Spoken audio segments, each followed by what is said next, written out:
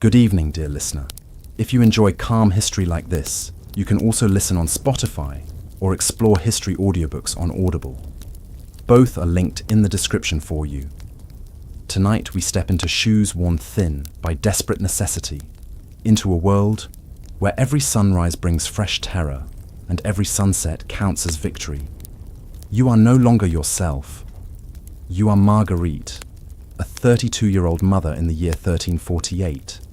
And your 3 children depend entirely on your wits, your strength, and your unbreakable will to survive. The cock hasn't even crowed when you feel the familiar weight of dread settling across your chest like a stone.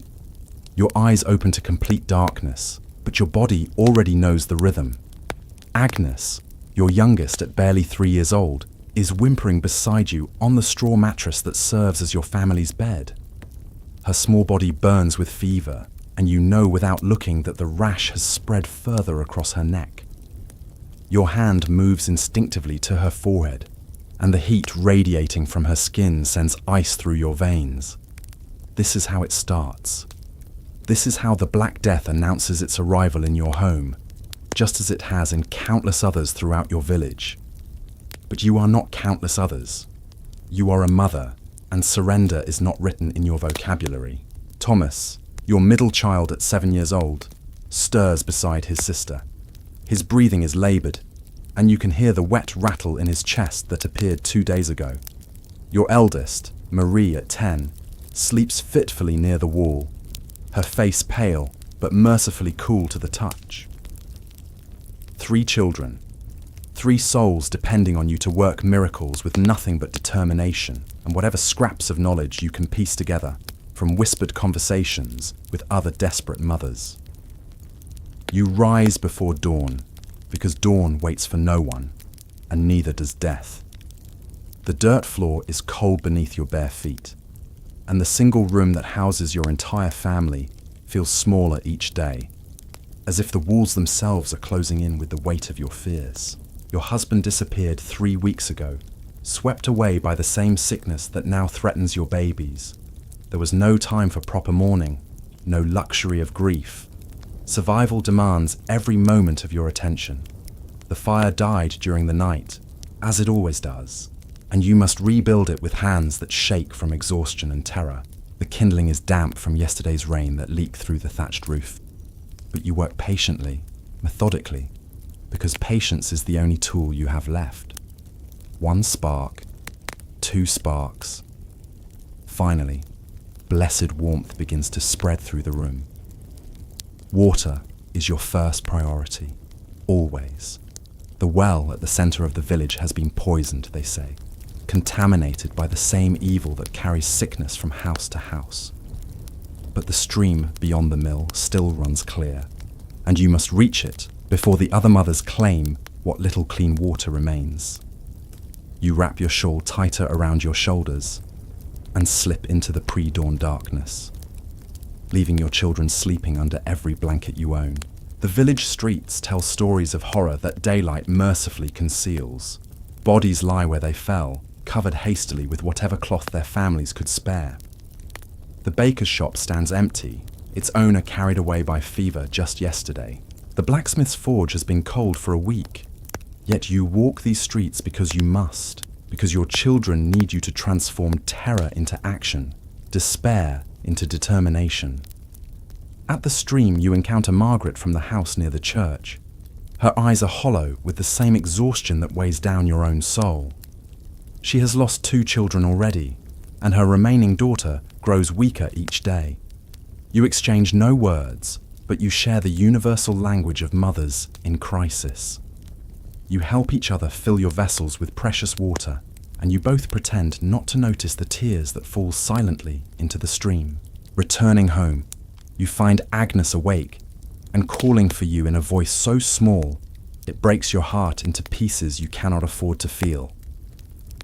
Her fever has climbed higher, and the rash now covers her arms like angry red flowers blooming under her skin. You wet a cloth with the precious clean water and place it gently on her forehead, whispering prayers to saints whose names you barely remember from childhood. Thomas sits up slowly, his young face etched with confusion and fear. He understands enough to know that something terrible is happening, but not enough to comprehend the magnitude of the threat surrounding your family. You force your voice to remain calm, steady, reassuring, even as panic claws at your throat like a living thing. Food has become an impossible puzzle with pieces that never quite fit together.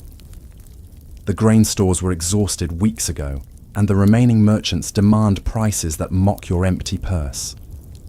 But children must eat, especially sick children whose bodies fight battles that would fell grown men. You remember your mother's teachings about plants that grow wild in the forest, herbs that might ease suffering or provide nourishment when nothing else remains. Marie wakes as you prepare to venture into the woods beyond the village. At 10 years old, she has become your partner in this desperate dance of survival. Her childhood ended the day her father fell ill, and now she carries responsibilities that should belong to adults. You see your own determination reflected in her young eyes, and you know she will guard her siblings with the same fierce protectiveness that burns in your chest. The forest feels different now, charged with dangers both real and imagined. Wild animals grow bolder as fewer humans venture into their domain, and desperate people sometimes do desperate things when they encounter mothers carrying precious supplies. But you know these woods from girlhood adventures, and you remember where the healing plants grow thick and strong. Willow bark for fever, elderberries for strength, wild garlic to ward off infection. These remedies might be nothing more than superstition, but they represent hope. And hope is the only medicine you can afford. You gather what you can find, stuffing your apron full of leaves and roots and berries that might mean the difference between life and death for your babies.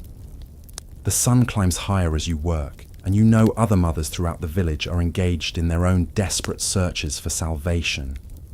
Some tend sick children in houses that smell of death and despair. Others have already lost their battles and now face the impossible task of continuing to live in a world that has taken everything precious from them. You are all warriors in the same war, fighting with weapons made of love and stubbornness and the absolute refusal to surrender. Returning home, you find Thomas trying to comfort his little sister, his small hands smoothing her hair with a gentleness that makes your heart ache. Children should not have to face such horrors, should not have to watch their siblings suffer, should not have to understand that the adults who are supposed to protect them are just as frightened and helpless as they are. You brew tea from the willow bark, sweetening it with the last precious drops of honey hidden in your stores. Agnes drinks reluctantly, her small face screwing up at the bitter taste, but she trusts you completely, absolutely, with the blind faith that children give their mothers. That trust feels heavier than stone across your shoulders because you know how fragile your power really is, how little you can actually do against forces so much larger than yourself. The afternoon brings visitors that you both dread and desperately need. Other mothers from the village, women who have become your closest allies in this fight for survival. You share information in hushed tones, comparing symptoms, exchanging remedies, offering what comfort you can to those whose children have grown worse since yesterday. Sarah from the house near the mill has tried everything she can think of for her son's fever, but nothing seems to help. Elizabeth, whose husband was a merchant before the sickness came, still has some coin hidden away, but there are no healers left to pay, no medicines left to buy. You are all educated now in ways no mother should ever have to learn, experts in symptoms and treatments that textbooks have never been written about. Marie helps you tend to Agnes, while the other mothers share their stories of small victories and devastating defeats. She changes her sister's cloth with hands that should be playing with dolls, and she whispers lullabies in a voice that trembles with the weight of responsibilities no child should carry. But she does carry them, because love makes warriors of us all, regardless of age. Evening approaches with the weight of another day survived, but survival feels different when measured in hours instead of years. Agnes seems slightly cooler, or perhaps that is merely wishful thinking disguised as medical observation. Thomas has eaten a small portion of the thin gruel you managed to prepare from your dwindling supplies. Marie remains strong, your anchor in storms that threaten to sweep away everything you hold precious. You check and double-check your children throughout the night, measuring their breathing, monitoring their temperatures, adjusting blankets and cloths, and positioning with the precision of someone who understands that details can mean everything. Sleep comes in fragments between these vigilant watches, and your dreams are filled with visions of healthy children running through fields that exist only in memory. This is your reality now, this endless cycle of fear and hope and desperate action repeated day after day without promise of resolution. You are no longer the woman you were before sickness came to steal your world away. You have been transformed into something harder, more focused, stripped down to the essential core of what it means to be a mother when everything else has been taken away. Tomorrow will bring fresh challenges, new fears, different battles in the same war you fight every single day. But tonight, your children still breathe. Tonight, they still call your name when darkness frightens them. Tonight, you have not yet failed in the most important task ever given to any human being. You are Margarite, and you are not finished fighting. The first grey light of dawn creeps through the gaps in your thatched roof, and with it comes the sound that has haunted your sleep for weeks. Agnes is coughing again, that wet, desperate sound that turns your blood to ice water. You know this cough. You have heard it echoing through the village streets, drifting from houses where mothers just like you wage the same impossible battle against an enemy they cannot see or understand. Your feet hit the cold dirt floor before your mind has fully awakened, muscle memory guiding you through movements that have become as natural as breathing. Check Agnes first. Her forehead burns like a coal pulled fresh from the fire, but she is breathing. She is still breathing. That counts as victory in this new world where victories are measured in heartbeats and exhaled breaths. Thomas stirs as you move past him, his 7-year-old body curled protectively around a wooden toy horse that his father carved before the sickness took him away.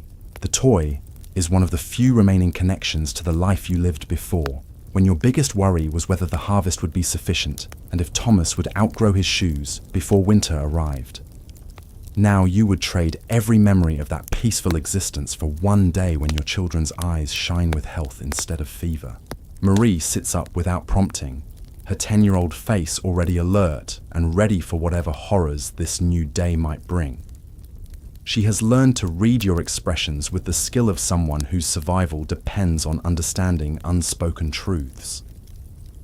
When she sees you checking Agnes with hands that linger just a moment too long on her forehead, Marie's jaw sets with determination that mirrors your own.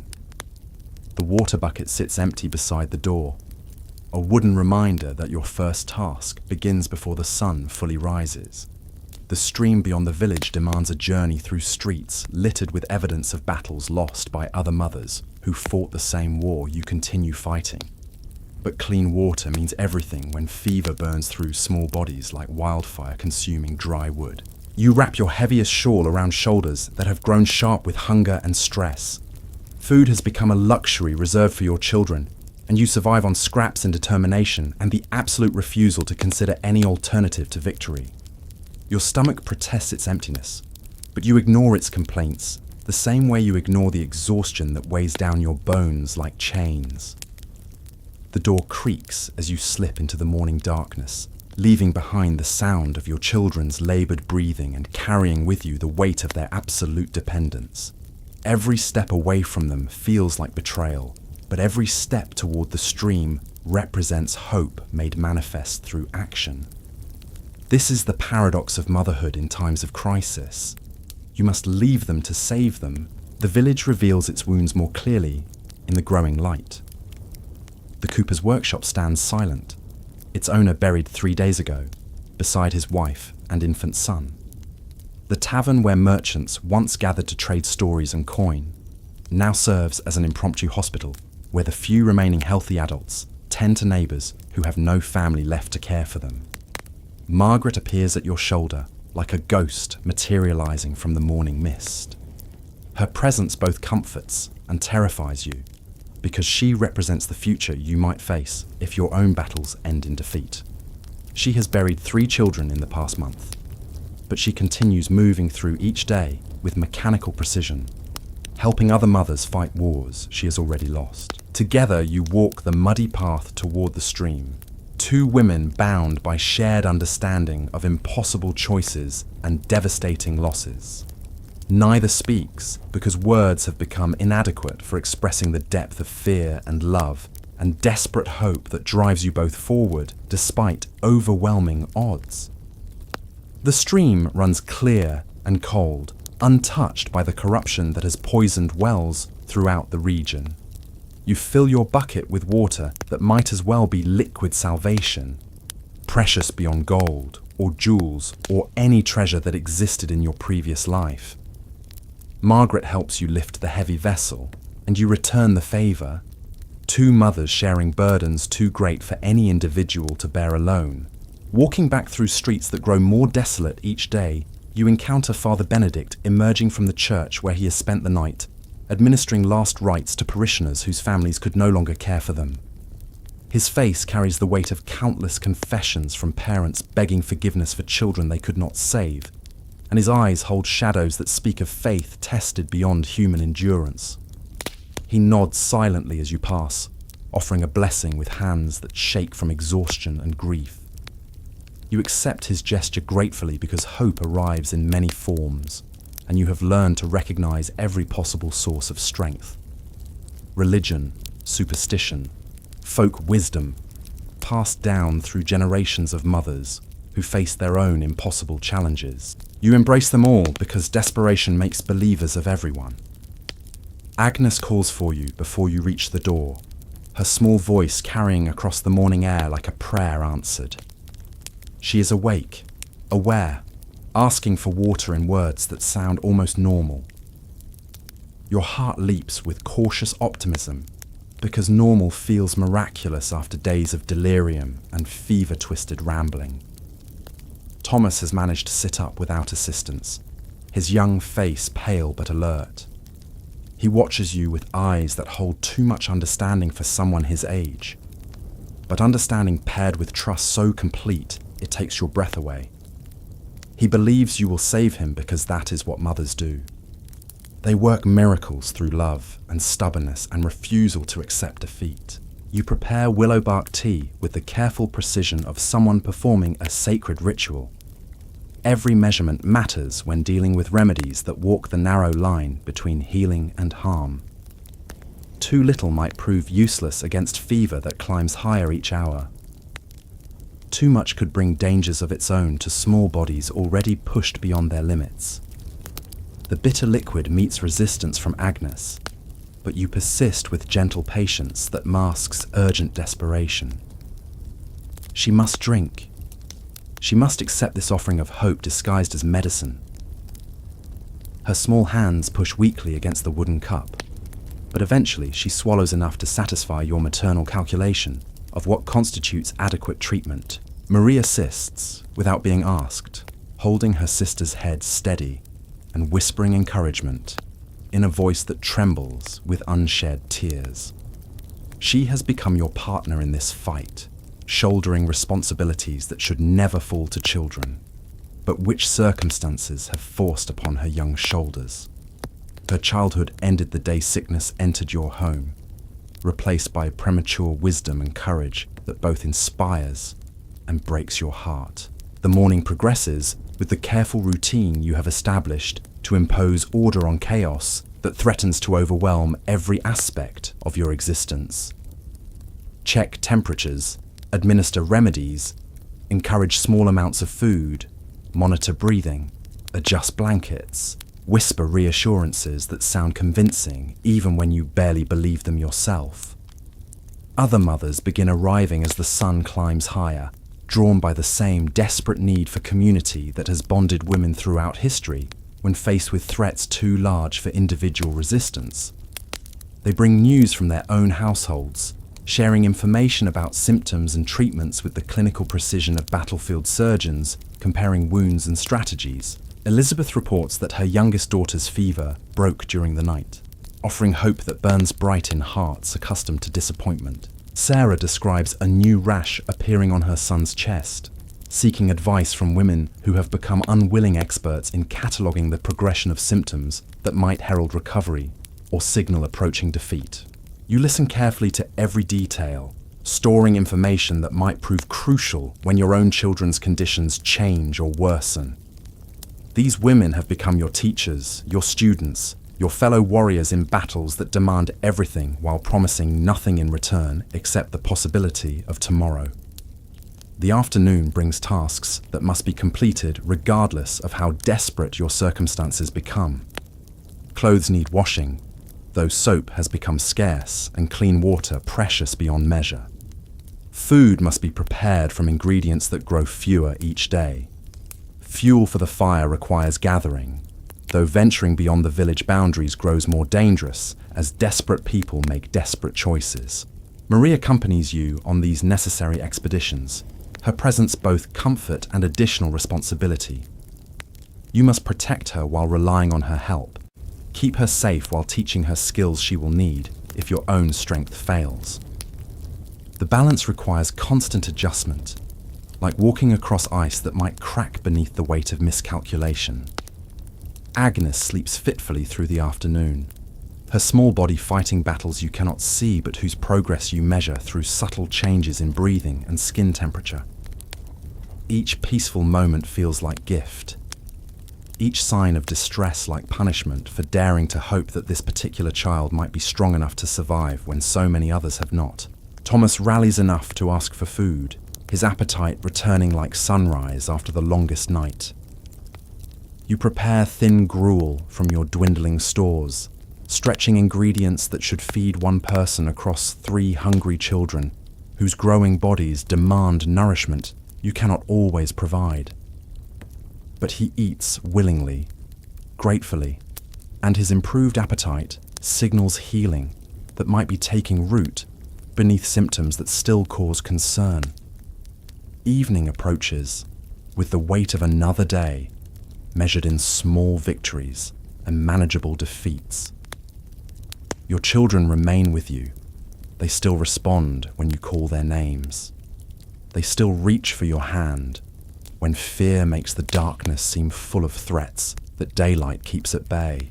These simple facts constitute success in circumstances where success has been redefined by necessity and desperation.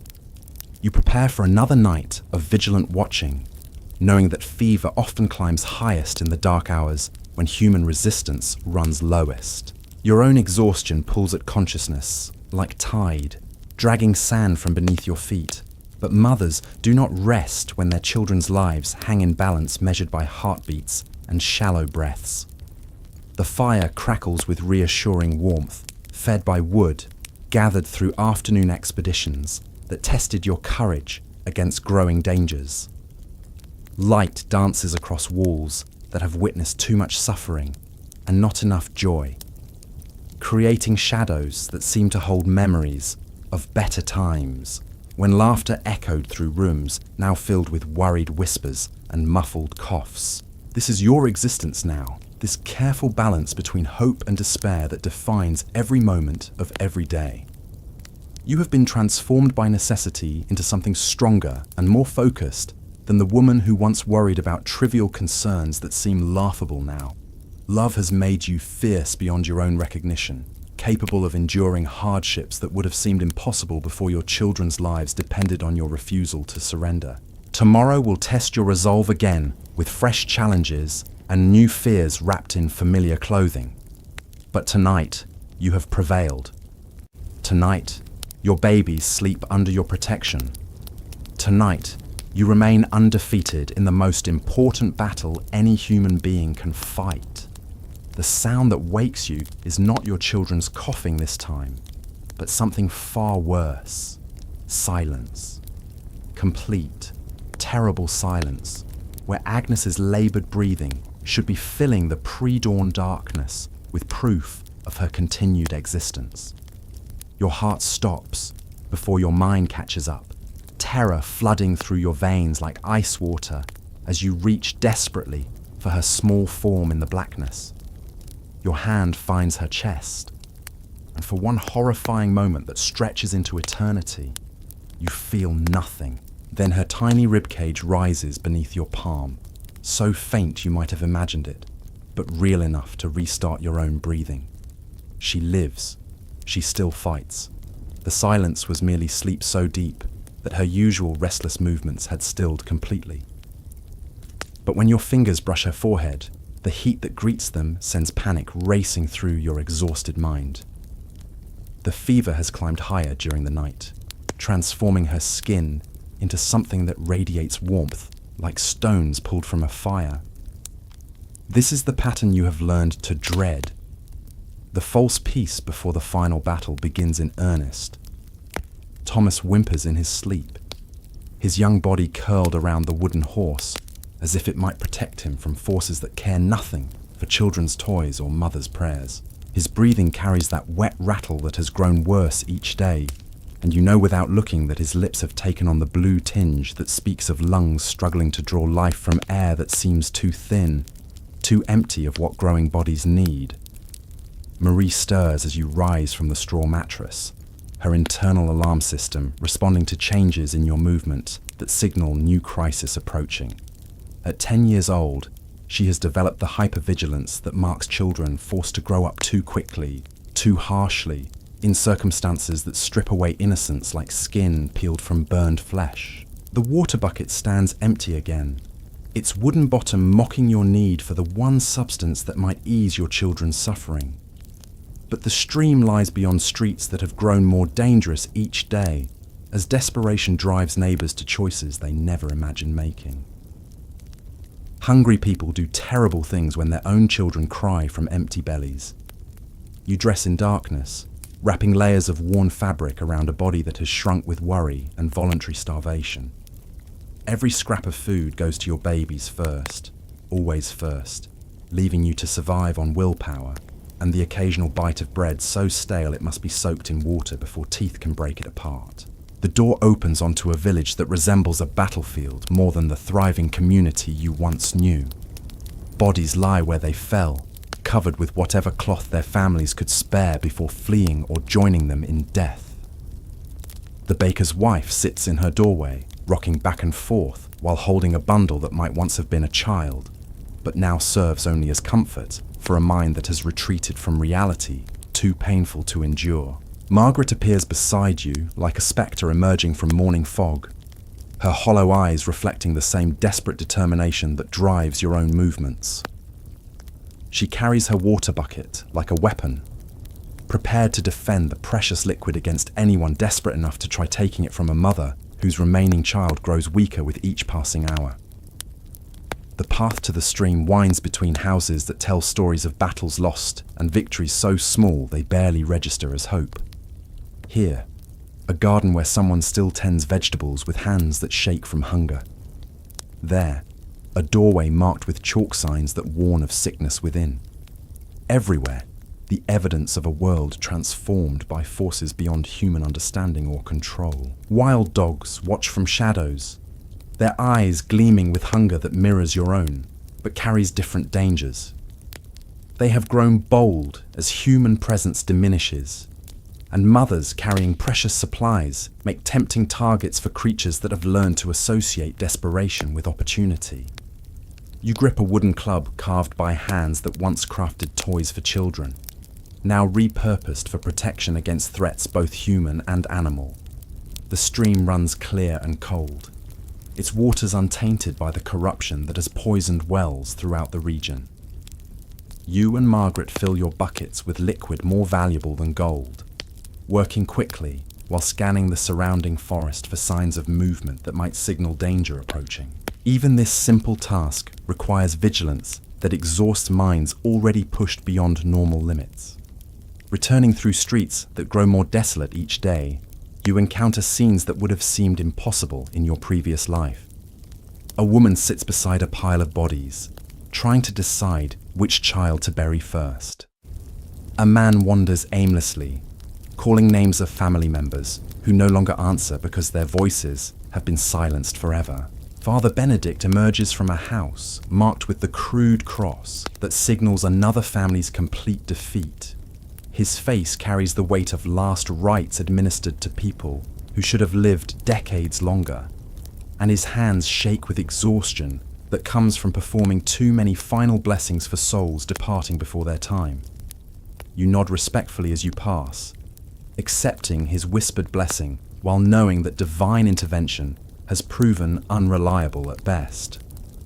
God helps those who help themselves, and you have learned to rely primarily on your own determination, supplemented by whatever folk wisdom other mothers share during brief encounters at wells and markets. Agnes calls for you before you reach the door, her voice so weak it barely carries across the morning air. But she calls, she speaks, she recognizes your approach with awareness that signals her mind still functions despite fever that threatens to burn away everything that makes her your daughter. This recognition feels like miracle in circumstances where miracles have become as rare as honest merchants or healthy children. Inside, Thomas attempts to sit without assistance, his small face pale but determined. He has inherited your stubborn refusal to surrender, even when surrender might bring easier rest than continued fighting.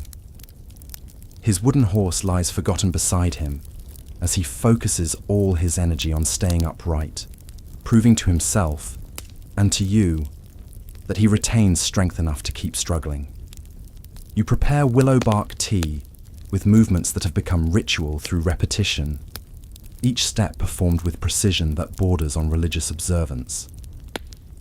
The bitter liquid represents hope transformed into action, desperation disguised as medical treatment, love expressed through remedies that might accomplish nothing beyond demonstrating that you refuse to stop trying. Agnes resists the medicine with strength that surprises you, her small hands pushing against the wooden cup with force that suggests her spirit remains unbroken even as her body weakens. This resistance brings both frustration and joy because fighting means living, and living means possibilities still exist for futures beyond this endless present of suffering and fear. Marie assists without being asked, her hands steady and sure as she helps position her sister for easier swallowing. She whispers encouragement in voices that carry authority beyond her years, speaking with confidence that masks terror so deep it has become part of her fundamental nature. She has learned to hide fear behind competence, just as you have learned to disguise despair as determination. The morning routine continues with careful attention to details that might mean everything or nothing, depending on forces beyond your understanding or control. Check temperatures through touch that has become calibrated to measure fever in degrees of desperation. Monitor breathing through listening that can detect subtle changes in rhythm that might signal improvement or decline. Adjust positions and blankets with precision that treats every movement as potentially significant. Other mothers begin arriving as sunlight strengthens, drawn by the same need for community that has sustained women through disasters throughout human history. They bring news from their own battles, sharing information about symptoms and treatments with the clinical detachment of soldiers comparing wounds and survival strategies. Elizabeth announces that her daughter's fever finally broke during the night, offering hope that burns bright in hearts accustomed to disappointment. But she also reports that her son has developed the telltale rash that marks the disease's progression into stages where survival becomes increasingly unlikely. Victory and defeat intertwined like threads in cloth woven from equal parts joy and sorrow. Sarah describes new symptoms appearing in her youngest child, seeking advice from women who have become unwilling experts in cataloguing the progression of illness that might herald recovery or signal approaching surrender. Her voice carries the careful control of someone who has learned that emotional displays accomplish nothing while practical information might save lives. you listen carefully to every detail, storing knowledge that might prove crucial when your own children's conditions change or worsen. These conversations serve as both education and support group, bringing together women who understand each other's fears without need for lengthy explanations or justifications for choices that might seem incomprehensible to those who have never faced similar circumstances. The afternoon demands attention to tasks that cannot be delayed, regardless of how desperate your situation becomes. Clothes require washing, despite soap shortages, and water too precious to waste on anything beyond absolute necessity. Food must be prepared from ingredients that dwindle daily, while prices climb beyond reach of purses emptied by circumstances that have eliminated normal sources of income. Fuel for the fire needs gathering, though venturing beyond village boundaries grows more dangerous as social order breaks down and desperate people make choices they never imagined considering. The forest that once provided pleasant walks now harbors threats both human and animal, requiring vigilance that exhausts minds already pushed beyond normal limits. Marie accompanies you on these necessary expeditions, her presence both comfort and additional responsibility that complicates every decision. You must protect her while relying on her assistance, keep her safe while teaching her skills she will need if your own strength fails before this crisis passes. The balance requires constant adjustment and careful calculation of risks versus rewards. Agnes sleeps through most of the afternoon, her small body conserving energy for battles fought at cellular levels, where your love and determination cannot reach directly. You measure progress through subtle changes in skin color and breathing patterns, searching for signs that might indicate whether her internal war is being won or lost. Thomas shows improvement that lifts your heart, despite learned caution about celebrating too early. His appetite returns gradually, allowing him to consume thin gruel, prepared from your diminishing stores. Each spoonful he keeps down represents victory against forces that have claimed so many other children, whose mothers fought just as hard as you continue fighting. Evening approaches with familiar weight of another day survived but not conquered. Your children remain with you, still breathing, still responsive when you speak their names, still reaching for your hand when darkness makes their fears seem larger and more threatening. These simple facts constitute success in circumstances where success has been redefined by necessity and desperation. You prepare for another night of vigilant watching, knowing that fever often climbs highest during dark hours, when human resistance runs lowest, and death comes calling with whispered promises of peace that sounds almost tempting after weeks of exhausting struggle. But tempting or not, you refuse to listen because mothers do not rest, while their children's lives hang in balance, measured by heartbeats and shallow breaths. The fire burns with reassuring warmth, fed by wood gathered through afternoon expeditions that tested courage against growing dangers lurking in forests and abandoned buildings where desperate people hide from authorities or neighbors who might report their presence to officials, still attempting to maintain some semblance of order. Light dances across walls that have witnessed too much suffering and far too little joy, creating shadows that seem to hold memories of better times, when laughter echoed through rooms now filled with worried whispers and labored breathing. These memories feel both precious and painful, reminders of happiness that once seemed permanent but now appears as fragile as morning frost. Tomorrow will bring fresh challenges wrapped in familiar clothing of fear and hope, intertwined like lovers who cannot exist apart, despite causing each other constant pain.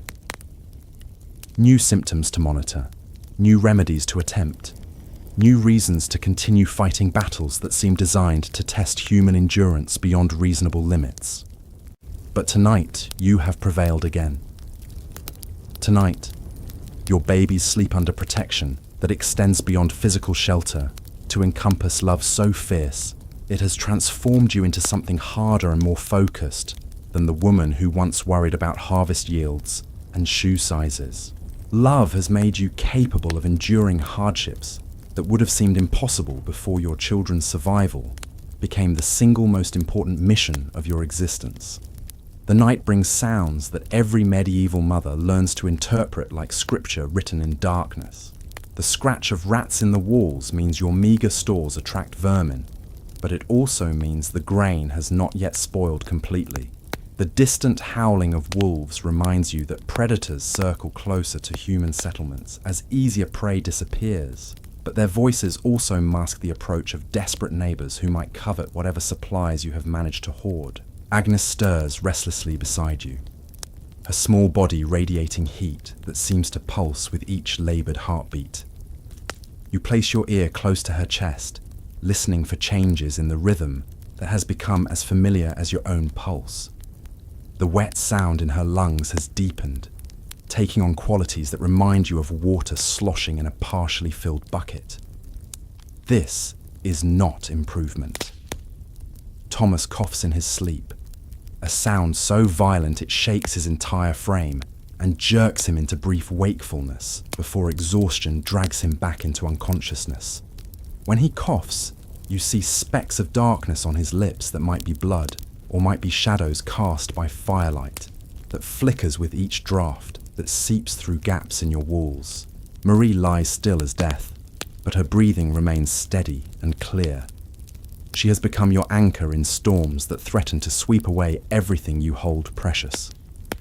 At 10 years old, she possesses strength that shames grown men who have fled the village rather than face the slow horror of watching their families waste away. She is your miracle, your proof that some battles can still be won. The water you gathered yesterday has already dropped to dangerous levels. 3 sick children require constant hydration, but each trip to the stream becomes more treacherous as social order continues its relentless collapse. Yesterday you encountered 2 women fighting over a single bucket of water, clawing at each other with fingernails, while their children watched from doorways with eyes that held no surprise at such desperate displays. You know you must venture out again before sunrise, but leaving your children unguarded feels like abandoning soldiers in the middle of battle. Marie is strong, but she is still a child. What if Agnes takes a turn for the worse while you are gone? What if Thomas stops breathing and needs immediate attention? What if strangers enter your home seeking shelter or supplies or worse? These questions circle through your mind like vultures, waiting for weakness to reveal itself. Every decision carries weight that could tip the balance between survival and catastrophe. Yet decisions must be made because inaction guarantees failure, while action at least offers hope of success. You rise before the first grey light touches the horizon, moving with careful silence that has become second nature during weeks of navigating between sleeping children whose rest must not be disturbed. Each footstep is placed with precision that would impress hunters tracking deer through autumn leaves. Mothers learn stealth from necessity when the alternative is waking babies who need every moment of peaceful sleep they can steal from circumstances that offer so little comfort. The wooden bucket feels heavier each day, not because its weight has increased, but because your strength continues to diminish, with each meal skipped in favor of feeding your children.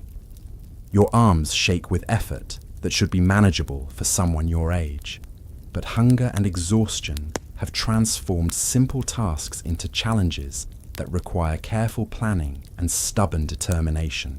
Outside, the village presents itself like a painting created by someone who had never seen joy or hope. Abandoned carts sit where their owners left them when strength failed or death called. Gardens grow wild with weeds that choke out vegetables, their caretakers no longer able to tend crops that might feed families that no longer exist. The church bell has remained silent for days because the man who rang it lies buried in the yard beside the building where he once called people to prayer. The stream beckons from beyond streets, littered with evidence of battles lost by other mothers who fought the same war you continue waging. You must cross this battlefield to reach the water that might keep your children alive for another day, stepping carefully around obstacles that were once neighbors, whose names you knew and whose children played with your own during seasons when laughter was common as morning birdsong. Margaret appears at your side without warning. her presence both comfort and reminder of futures you refuse to contemplate. She has learned to move like smoke, visible when she chooses to be seen, but otherwise blending into shadows that seem to welcome those who have nothing left to lose. Her eyes hold depths that speak of sorrows too great for words, yet she continues moving through each day with mechanical precision that keeps her remaining child alive through sheer force of will. Together you walk toward water that represents life distilled into its purest form. Neither speaks because conversation requires energy better saved for tasks that directly impact your children's survival. But your shared silence contains communication that runs deeper than words. Understanding that flows between women who recognize themselves in each other's desperate determination. The forest whispers with sounds that make your skin crawl with primitive warnings inherited from ancestors who knew that certain noises meant danger approaching on 4 legs or 2. Branches crack under weight that might belong to deer seeking water, or wolves hunting prey, or desperate humans who have chosen predation over starvation. Your grip tightens on the wooden club that has become as essential as the bucket you carry, both tools necessary for gathering what your children need to survive. The stream runs clear and cold, its waters untouched by the corruption that has made wells throughout the region dangerous to approach. You fill your bucket with liquid more precious than any treasure you possessed during your former life, when concerns about harvest yields and market prices seemed important enough to cause sleepless nights. Now sleepless nights come from watching your children fight battles against enemies that cannot be reasoned with, or bought off, or frightened away. Margaret helps you lift the heavy bucket, her strength surprising for someone who appears as fragile as winter ice. But appearances deceive when desperation transforms ordinary women into creatures capable of feats that would have seemed impossible during peaceful times. Mothers discover reserves of power that exist only when their children's lives depend on finding strength beyond normal human limits. The return journey requires vigilance that exhausts minds already pushed beyond reasonable endurance. Every shadow might conceal threats. Every sound might signal danger approaching. Every moment of inattention might result in consequences too terrible to contemplate. You scan constantly for signs of movement that could indicate predators, human or otherwise, drawn by the scent of weakness that clings to desperate people like perfume made from fear.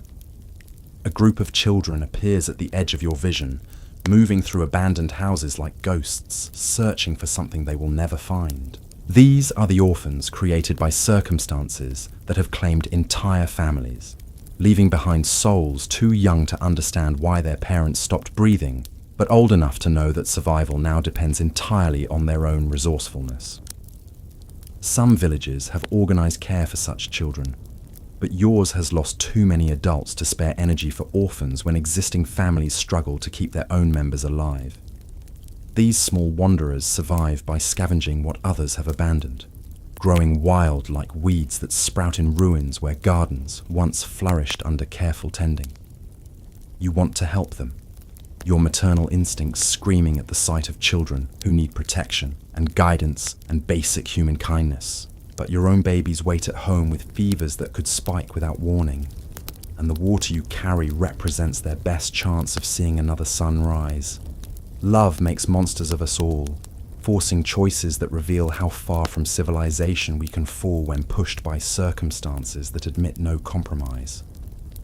Father Benedict emerges from a house marked with symbols that warn of death within, his face carrying expressions that speak of souls departing before their time, and families destroyed by forces beyond human understanding. He nods as you pass, offering blessings with hands that shake from exhaustion and grief that has accumulated beyond his ability to process or release. His presence both comforts and terrifies because priests appear at bedsides when hope has been exhausted and final preparations must be made. You accept his blessing gratefully while praying that his services will not be needed in your home, at least not today, not while your children still draw breath and respond when you speak their names. The familiar weight of your door handle brings relief so intense It makes your knees weak with gratitude for reaching home without incident. Inside, Agnes calls for you with voice so faint it barely disturbs the morning air. But she calls. She recognizes your return. She demonstrates awareness that proves her mind still functions despite fever that threatens to burn away everything that makes her your daughter. Thomas has managed to sit upright without assistance, his pale face showing determination that mirrors your own stubborn refusal to accept defeat. The wooden horse lies forgotten beside him as he focuses all available energy on proving that he retains strength enough to continue fighting battles that would challenge grown men twice his size. You prepare willow bark tea with movements that have acquired the precision of religious ritual through repetition and desperate hope. Each measurement matters when dealing with remedies that walk narrow lines between healing and harm, between helping and hurting small bodies already pushed beyond limits that should never be tested by children so young. Agnes resists the bitter medicine with strength that both frustrates and encourages you, because fighting means living, and living means possibilities still exist for futures beyond this endless present of suffering and fear. Her small hands push against the wooden cup with force that suggests her spirit remains unbroken, even as her body weakens under assault from enemies that cannot be seen or reasoned with. Marie assists without being asked, her competence serving as both blessing and heartbreak, because children should not possess such knowledge of sickness and remedies, and the careful calculations required to keep siblings alive when parents lack proper medicines or trained healers to guide their desperate efforts. The morning routine unfolds with careful attention to details that might mean everything or nothing depending on forces beyond your control. Temperature checks through touch that has become calibrated to measure fever in degrees of desperation. Breathing assessment through listening that detects subtle changes in rhythm that could signal improvement or decline. Position adjustments and blanket arrangements with precision that treats every movement as potentially significant. Other mothers begin arriving as sunlight grows stronger, drawn together by needs that transcend normal social boundaries. They bring reports from their own battlefields, sharing information about symptoms and treatments with clinical detachment that would impress military surgeons comparing wounds and survival strategies. Elizabeth arrives with news that her daughter's condition has stabilized, offering hope that burns bright in hearts accustomed to disappointment. But she also describes new symptoms appearing in her son, seeking advice from women who have become unwilling experts in cataloguing disease progression that might herald recovery or signal approaching defeat. Sarah reports that her youngest child has begun eating solid food again after days of refusing nourishment, a development that lifts spirits throughout your small gathering of desperate mothers. But her older daughter has developed complications that require careful monitoring and remedies that might not exist or might be beyond reach of empty purses and depleted supplies. These conversations serve multiple purposes, providing education and emotional support while creating networks of mutual aid that help everyone survive challenges too great for individual resistance. You listen carefully to every detail, storing knowledge that might prove crucial when your own children's conditions change in ways that demand quick responses and informed decisions. The women share more than medical information during these gatherings. They exchange techniques for stretching food supplies that grow smaller each day. They discuss which areas of the village remain relatively safe for gathering fuel or searching for edible plants. They warn each other about dangers encountered during necessary expeditions beyond the relative security of homes that offer protection from some threats while remaining vulnerable to others. Your children sleep through most of these conversations, their bodies conserving energy for battles fought at levels where love and determination cannot reach directly. You measure their progress through subtle changes in skin color, breathing patterns, and responses to stimulation, searching for signs that might indicate whether internal wars are being won or lost. Agnes shows slight improvement in her ability to swallow liquids without choking, a small victory that fills your heart with cautious optimism. Thomas manages to consume thin gruel prepared from your dwindling stores. Each spoonful he retains representing success against forces that have claimed countless other children whose mothers fought just as desperately as you continue fighting. The afternoon demands attention to tasks that cannot be postponed, regardless of how precarious your circumstances become. Washing clothes despite soap shortages, and water too valuable to waste on anything beyond absolute necessity. Preparing meals from ingredients that decrease daily, while nutritional needs remain constant or increase as growing bodies fight diseases that drain energy faster than food can replenish it. Gathering fuel requires venturing beyond village boundaries that have become increasingly dangerous as social order continues its steady dissolution. The forest that once provided pleasant walks now harbors threats both human and animal, creatures driven by hunger or desperation to behaviors that would have been unthinkable during peaceful times. Marie accompanies you on these essential expeditions, her presence serving as both comfort and additional responsibility that complicates every decision you make. You must protect her while relying on her assistance, keep her safe while teaching skills she will need if your own strength fails before this crisis ends. The balance requires constant vigilance and careful assessment of risks versus benefits that change with each new development. Evening approaches with weight that has become familiar through repetition, but no less heavy for being expected. Another day survived, but not conquered. Another 24 hours during which your children remained with you, still breathing, still responsive, still reaching for your hand when darkness makes their fears seem larger and more threatening than daylight allows. These simple facts constitute victory in circumstances where victory has been redefined by necessity and desperation into measurements that would have seemed pathetically small during your former life. Now they represent achievements worth celebrating, proof that love and stubbornness can prevail against odds that favor defeat over triumph. You prepare for another night of vigilant watching, knowing that fever often climbs highest during dark hours when human resistance runs lowest, and death comes calling, with whispered promises of peace that sound almost tempting after weeks of exhausting struggle. But tempting or not, you refuse to listen, because mothers do not rest, while their children's lives hang in balance measured by heartbeats and shallow breaths that could stop without warning. The fire burns with warmth that pushes back against cold that seeps through walls, inadequate for keeping out winter or despair.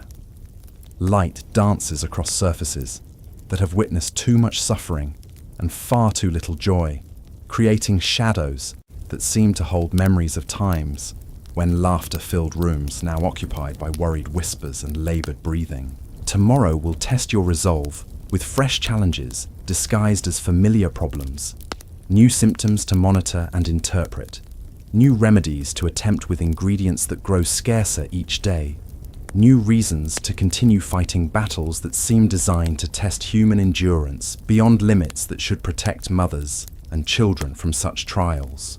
But tonight, you have prevailed. Tonight, your children sleep under protection that extends beyond physical shelter to encompass love so fierce it has transformed you into something harder and more focused than the woman who once concerned herself with market prices and seasonal preparations.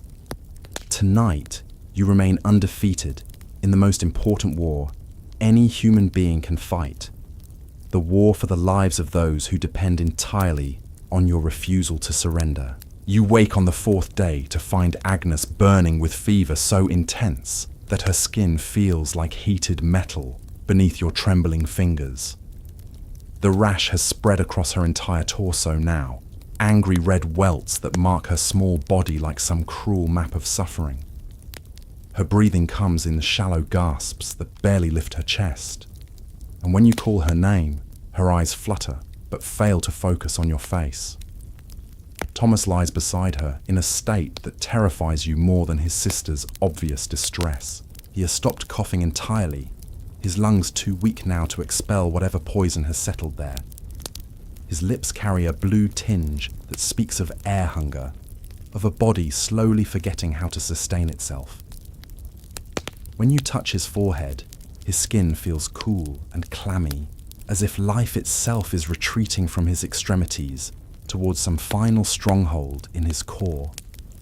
Only Marie remains strong, but even she shows signs of the exhaustion that has become your constant companion. Her 10-year-old face carries shadows that belong on someone decades older, and her hands shake slightly as she helps you tend to her siblings. She has become your lieutenant in this war against invisible enemies, but lieutenants can fall just as surely as the soldiers they command. The water situation has reached crisis levels. Your bucket holds perhaps enough for one more day if you ration carefully, but rationing means watching your children suffer from thirst while fever burns through their small bodies like wildfire consuming dry timber. The stream calls to you from beyond streets that have grown more dangerous with each passing hour, but leaving Agnes in her current state feels like abandoning a sinking ship. Other mothers no longer visit your home. They have their own battles to fight, their own children to mourn or save, their own impossible choices between competing loyalties and desperate needs. The informal network of mutual support that once sustained your small community has fractured under pressures too great for human bonds to withstand. Margaret stopped appearing at dawn 3 days ago. You learned from whispered conversations that her last remaining child had joined the others in the small cemetery behind the church, leaving her with nothing but grief so profound it drove her to wander the empty streets, calling names that would never again be answered by living voices. Father Benedict continues his rounds, but his visits have taken on the quality of final preparations rather than hopeful interventions. Yesterday, he lingered at your threshold longer than usual, his eyes measuring your children with the practiced assessment of someone who has learned to recognize when earthly remedies must yield to spiritual ones. The village itself seems to be dying alongside its inhabitants. Roofs sag under the weight of repairs that will never come. Gardens grow wild with weeds that choke out vegetables. No one remains healthy enough to harvest. Wells stand abandoned, not just because their water has been contaminated, but because too few people remain alive to operate the mechanisms that once brought life-giving liquid to the surface. Wild animals grow bolder each day, venturing into streets that once bustled with human activity, but now offer easy scavenging among abandoned possessions and unburied remains. You have seen wolves padding through the market square at midday, their yellow eyes reflecting an intelligence that seems to understand that this territory now belongs to creatures other than humans.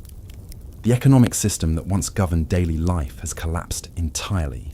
Coins hold no value when there is nothing left to purchase. Merchants who survived the initial wave of sickness have fled to regions that might still offer hope of profit and safety.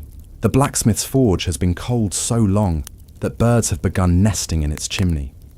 Agnes stirs restlessly as you contemplate these grim realities. Her small voice calling for water in tones so weak they barely disturb the morning air. You give her what little remains in your cup. Watching her throat work to swallow liquid that might as well be distilled hope for all the good it accomplishes against fever that seems determined to burn away everything that makes her your daughter. Thomas opens his eyes when you speak his name, but his gaze holds the distant quality of someone looking at things you cannot see. He tries to smile when he recognizes your face, but the effort exhausts him so completely that he falls back into unconsciousness that might be sleep, or might be something deeper and more permanent. The decision crystallizes in your mind, with sudden clarity that cuts through weeks of uncertainty and desperate improvisation. You must reach the stream today, regardless of risks or consequences. Without fresh water, your children will certainly die.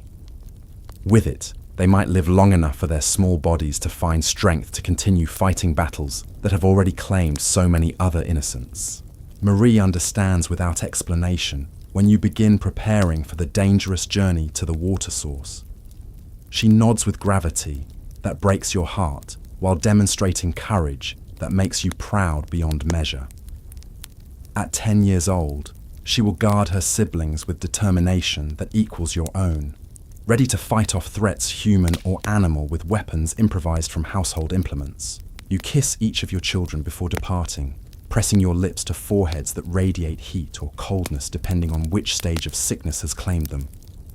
Agnes barely responds to your touch, lost in fever dreams that transport her to places where mothers cannot follow.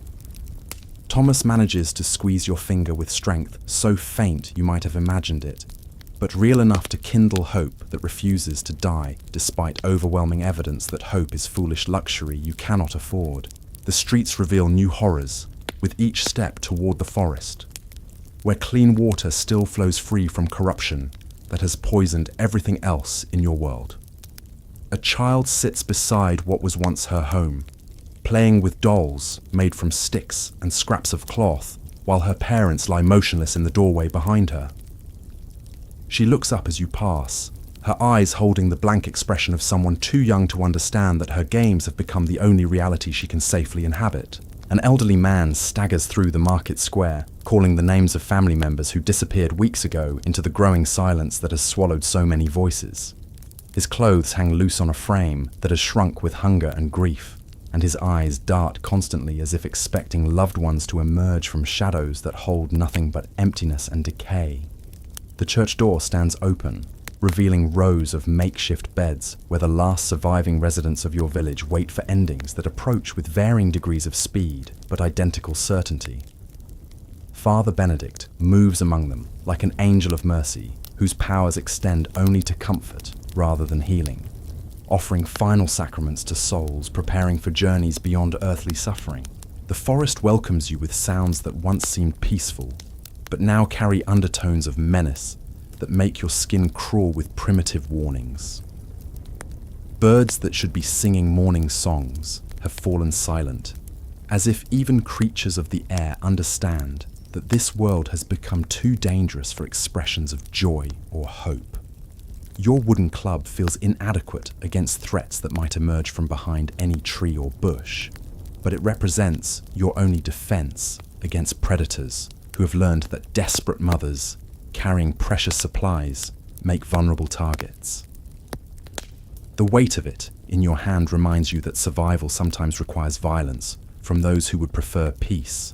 The stream appears through gaps in the foliage, like a vision of paradise glimpsed from hell, its clear waters flowing with complete indifference to human suffering that has transformed the landscape into something resembling biblical descriptions of divine punishment. You approach cautiously, scanning shadows for movement that might signal danger approaching on feet that have learned to move with predatory silence. Filling your bucket requires kneeling beside water that reflects a face you barely recognize as your own. The woman staring back from the surface has been carved thin by hunger and marked with lines that speak of sorrows too deep for tears. Her eyes hold depths that would frighten the person she was before circumstances stripped away everything except the essential core of maternal determination. The return journey tests every survival instinct you have developed during weeks of navigating between threats, both seen and unseen. Every shadow might conceal enemies, human or animal. Every sound might herald approach of dangers that could end not just your own life, but the lives of children who depend entirely on your successful return with water that represents their only chance of surviving another day. A group of strangers appears at the edge of your vision, moving through abandoned houses with purpose that speaks of organized scavenging rather than random wandering. These are not desperate individuals driven by hunger, but coordinated groups who have learned to profit from others' misfortune by claiming whatever valuable items remain in homes whose owners no longer need earthly possessions. You alter your route to avoid contact with these human vultures, adding precious minutes to a journey where every moment away from your children feels like betrayal. But confrontation could result in loss of water that took such risks to obtain, and returning empty-handed would guarantee outcomes you refuse to contemplate. Agnes calls for you before you reach your door, her voice so faint it barely carries across the morning air. But she calls, she recognizes your approach. She demonstrates awareness that proves some essential part of her remains present despite fever that threatens to carry her away to places where loving mothers cannot follow or retrieve their babies. Inside, you find Thomas exactly as you left him, neither better nor worse, suspended in that terrible balance between life and death, where the smallest change might tip scales towards survival or surrender. His breathing remains steady but shallow, each inhalation requiring effort that should be automatic for healthy children who have never known that drawing breath could become conscious struggle. Marie reports no significant changes during your absence. Her calm professionalism masking terror that matches your own, but which she has learned to hide behind competence that would impress trained healers. She has become your partner in this desperate enterprise, sharing burdens that should never fall to children, but which circumstances have forced upon shoulders too young to carry such weight. The precious water allows you to prepare remedies that might accomplish nothing beyond demonstrating your refusal to surrender hope. Willow bark tea, bitter enough to make healthy children protest, but which sick ones accept with docility that speaks of bodies too weak to resist ministrations that might help or might simply prolong suffering without offering genuine relief. Agnes drinks reluctantly, her small throat working to swallow liquid that tastes of desperation disguised as medicine. Each sip she retains represents victory against forces that have claimed countless other children whose mothers fought just as desperately as you continue fighting. You measure success in teaspoons consumed rather than symptoms improved. Thomas manages to take small amounts of thin gruel prepared from grain stores that dwindle daily, while prices climb beyond reach of purses emptied by circumstances that have eliminated normal sources of income. His appetite remains poor, but any nourishment represents progress in battles fought at cellular levels where love and determination cannot reach directly.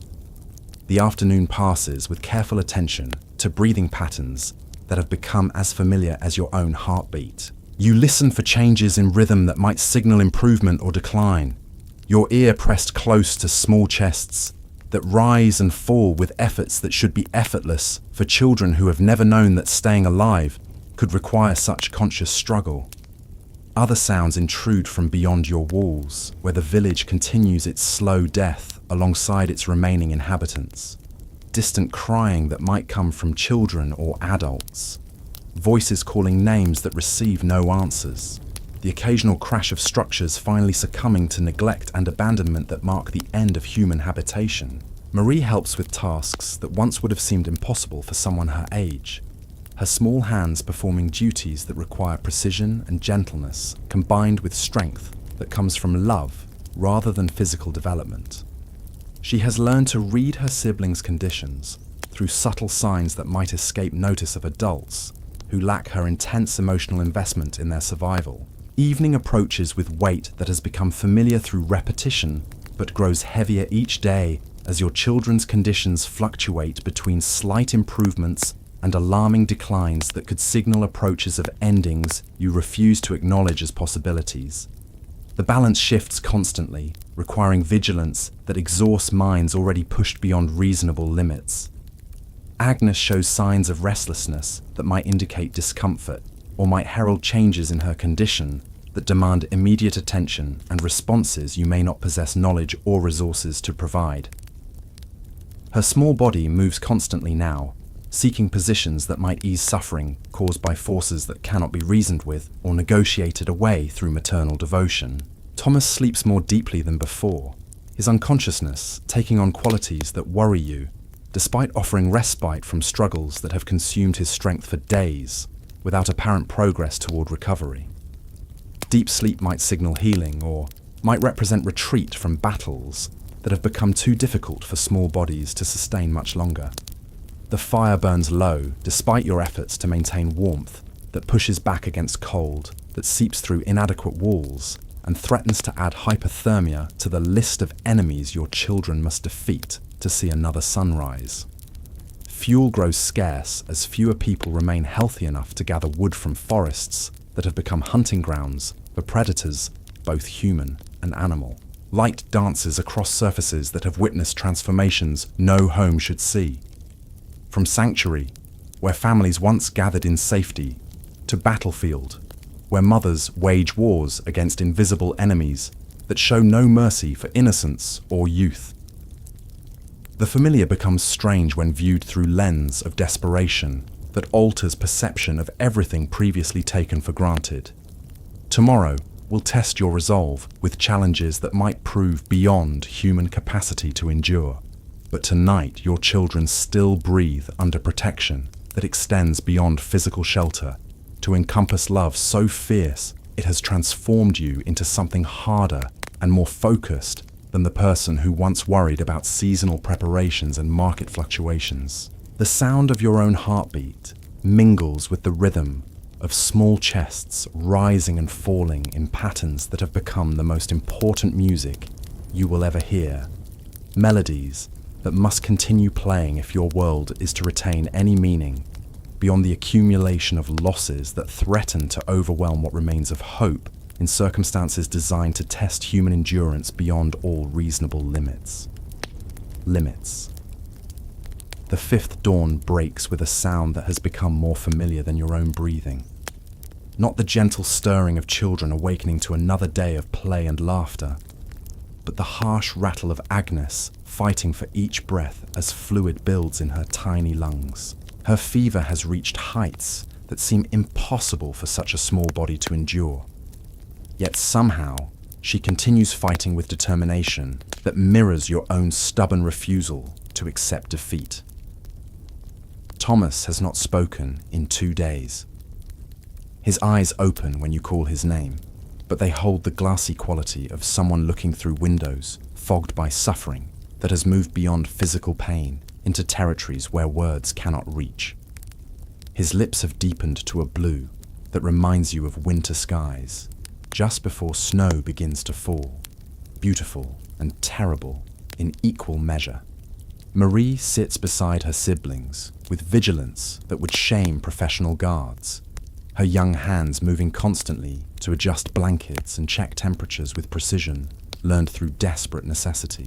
She has not slept properly in days, yet she refuses to rest while her brother and sister hover in that liminal space between breathing and not breathing, between presence and absence. The water situation has become impossible. Your bucket sits empty except for a few drops that cling to its wooden bottom like tears shed by furniture that has witnessed too much suffering. The stream calls to you from beyond streets that have transformed into hunting grounds where desperate humans prove more dangerous than wolves. But leaving your children now feels like abandoning ship passengers who cannot swim to save themselves. You make the decision with clarity that cuts through weeks of uncertainty like a blade through silk. Marie must come with you this time. Agnes and Thomas are too weak to be moved, but they are also too weak to survive if you fail to return with water. Your 10-year-old daughter will help carry what might be the difference between life and death, sharing risks that should never be asked of children, but which circumstances have made unavoidable. The village greets you with silence so complete, it seems to press against your eardrums like physical weight. No smoke rises from chimneys. No voices call across courtyards that once bustled with daily commerce and neighbourly conversation. Even the dogs have disappeared, fled or dead or transformed into wild creatures that hunt in packs through streets where their former masters once walked in safety. Bodies lie where they fell, no longer covered by cloth because no one remains strong enough to perform even these basic acts of human dignity. The baker's wife sits propped against her doorframe, her eyes open but seeing nothing, her hands still clutched around a wooden spoon as if death had interrupted her in the middle of stirring soup that would never be eaten.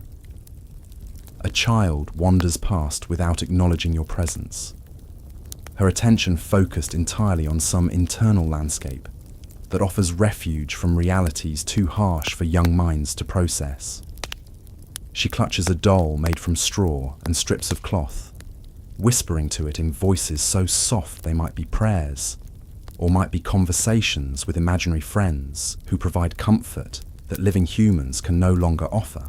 Marie walks beside you with steps that match your own, her young legs carrying her forward despite exhaustion that should have felled someone twice her age. She carries a second bucket, its weight insignificant compared to the responsibility that rests across her shoulders, like a cloak woven from desperation and love in equal measure. The forest has changed since your last visit, transformed by absence of human presence from managed woodland into something wilder and more threatening. Trees that once provided pleasant shade now loom overhead like giants frozen in attitudes of menace. Underbrush that once rustled with small creatures now whispers with sounds that make primitive warnings crawl up your spine like insects seeking warmth. Predators have learned that humans no longer pose threats worth avoiding. Fresh tracks mark the muddy path, paw prints large enough to belong to wolves that have grown bold through hunger and opportunity. You grip your wooden club with hands that know its weight and balance, prepared to defend your daughter against creatures that view desperate mothers as prey rather than fellow beings deserving of respect or mercy. The stream appears through gaps in foliage, like salvation glimpsed through cathedral windows, its clear waters flowing with complete indifference to human suffering that has transformed the surrounding landscape into something resembling descriptions of purgatory found in religious texts. You approach with caution learned through weeks of survival in circumstances that punish carelessness with death. Marie kneels beside you at water's edge, her small hands steady as she helps fill buckets with liquid more precious than any treasure you possessed during your former life, when concerns about harvest yields and market prices seemed worthy of sleepless nights. Now sleepless nights come from watching children fight battles against enemies that cannot be seen or reasoned with or frightened away through maternal devotion. The return journey requires vigilance that exhausts minds already pushed beyond reasonable endurance. Every shadow might conceal threats both human and animal. Every sound might herald approach of dangers that could end not just your lives, but the lives of children who depend entirely on your successful navigation through territories that have become hunting grounds for creatures driven by hunger or desperation to behaviors unthinkable during peaceful times. A group of figures emerges from behind ruined buildings, their movements coordinated in ways that speak of organized predation rather than random scavenging. These are not desperate individuals driven by hunger, but calculating humans who have learned to profit from others' misfortune by taking whatever valuable items remain when owners no longer possess strength to defend their possessions.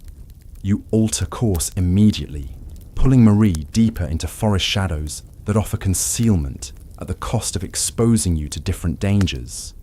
Wild animals hunt in these darker spaces, but animals kill quickly for food, while desperate humans might prolong suffering for entertainment or simple cruelty born from circumstances that have stripped away civilized behavior along with everything else that once defined human society. The detour adds precious minutes to a journey where every moment away from Agnes and Thomas feels like betrayal of trust, so complete it should be impossible for children to place in adults who possess so little power to protect them from forces that care nothing for innocence or youth, or the absolute faith that babies place in mothers who promise safety they cannot deliver. Agnes calls for you before you reach your door, her voice carrying across morning air with volume that surprises you after days of whispers so faint they barely disturb the silence that has settled over your home like blanket woven from sorrow and desperation. She calls. She recognizes your approach. She demonstrates awareness that proves essential parts of her remain present, despite fever that threatens to transport her beyond reach of loving hands. Inside, you find Thomas exactly as you left him, suspended in that terrible balance where the smallest change might tip scales towards survival or surrender. His breathing continues with mechanical regularity that offers neither hope nor despair, each inhalation requiring effort that should be automatic for healthy children who have never known that staying alive could become conscious struggle, demanding constant attention. The precious water allows you to prepare remedies with precision that borders on religious observance. Willow bark tea, measured with care, that treats each drop as potentially significant in battles fought at cellular levels, where love and determination cannot reach directly, but might influence outcomes through mechanisms beyond current understanding of how healing actually occurs in bodies pushed beyond normal limits. Agnes accepts the bitter medicine with docility that breaks your heart, while demonstrating trust so complete it should be impossible for someone her age to maintain when surrounded by evidence that adults cannot control forces that threaten everything precious. Her small throat works to swallow liquid that tastes of hope disguised as plant matter. Each gulp she retains, representing victory against enemies invisible but undeniably real. Marie assists with competence that would impress trained healers. Her movements efficient and gentle as she helps position her sister for easier consumption of remedies that might accomplish nothing beyond proving your refusal to surrender hope. She has learned to hide terror behind professionalism that masks emotions too complex for children to process while maintaining functionality necessary for survival. Thomas shows slight improvement in his ability to focus on faces when you speak his name, his eyes tracking movement with awareness that had been absent for days. This small change sends electricity through your exhausted mind, because any deviation from decline might signal that his body has found reserves of strength sufficient to continue fighting battles that have already defeated so many other children. The afternoon passes with careful monitoring of symptoms that fluctuate between encouragement and alarm, with frequency that keeps you balanced on knife's edge between hope and despair. Agnes breathes with less effort than yesterday, but her fever remains dangerously high. Thomas responds to voices with more awareness than he has shown recently, but his color continues to worry you with its resemblance to winter clouds, heavy with snow. Other sounds intrude from beyond walls that offer protection from some dangers while remaining vulnerable to others. Distant weeping that might come from mothers, mourning children, or children mourning parents. Voices calling names that receive no answers. Occasional crashes as structures finally succumb to neglect that marks the end of human habitation.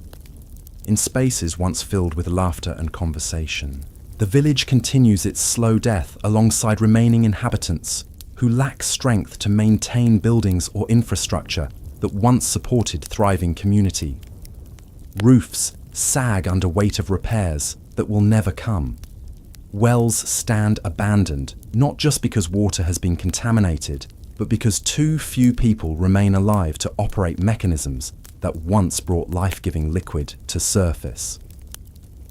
Wild creatures grow bolder with each passing day, venturing into streets that once bustled with human activity, but now offer easy scavenging among abandoned possessions and unburied remains. You have seen foxes padding through market squares at midday, their intelligent eyes reflecting understanding that this territory now belongs to beings other than humans, who once claimed dominion over landscapes they could not ultimately control. Marie helps with evening preparations that have become ritual through repetition and desperate need for routine that imposes order on chaos threatening to overwhelm every aspect of existence. She tends the fire with skill that belies her age, coaxing warmth from wood grown scarce as fewer people remain healthy enough to gather fuel from forests transformed into hunting grounds for predators, both human and animal. Agnes stirs restlessly as darkness approaches, her small body seeking positions that might ease discomfort caused by internal battles fought at levels where maternal love cannot reach directly. Her movements have become more purposeful than the random thrashing that characterized earlier stages of her illness, suggesting that consciousness might be returning despite fever that continues burning through her system like wildfire, consuming everything in its path. Thomas attempts to speak for the first time in days, his voice so weak it barely disturbs air around his lips, but he forms words that you recognize as your name, spoken with effort that exhausts him completely. This simple vocalization represents achievement worthy of celebration in circumstances where victories are measured in heartbeats and syllables rather than grand accomplishments that once seemed important.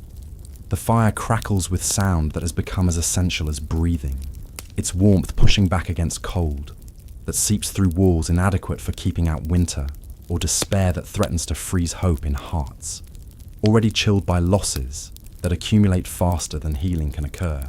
Light dances across surfaces that have witnessed transformation from sanctuary to battlefield, where invisible wars determine which children wake to see another sunrise. Night settles over your small family, with weight that grows heavier each evening as you measure progress in increments so small they might be imaginary, if not for your desperate need to find meaning in changes that could signal improvement, or might represent nothing more than random fluctuations in conditions that follow patterns beyond human understanding or control.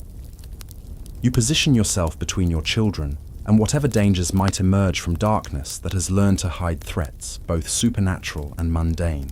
Your body becomes shield and weapon simultaneously, prepared to fight with strength, drawn from love so fierce it has transformed you into a creature capable of feats that would have seemed impossible during peaceful times when physical courage was theoretical rather than practical necessity. The sound of small chests rising and falling creates rhythm that has become more familiar than your own pulse. Music that must continue playing if your world is to retain meaning beyond accumulation of sorrows that threaten to overwhelm what remains of hope in hearts designed for joy, but forced to survive on determination and stubborn refusal to acknowledge defeat as possibility worth considering. Marie sleeps fitfully beside her siblings, her young body finally succumbing to exhaustion that has been held at bay through sheer force of will and responsibility that should never fall to children, but which circumstances have made unavoidable. Even in sleep, her hands reach toward Agnes and Thomas as if her unconscious mind continues the vigilant protection that has become her primary purpose in existence. Tomorrow will bring challenges that might test human endurance beyond breaking points that should protect mothers and children from trials designed by forces that show no mercy for innocence or youth or absolute faith that families place in bonds stronger than death itself. New symptoms to interpret, new remedies to attempt, new reasons to continue fighting wars that seem intended to determine which souls possess sufficient courage to earn survival.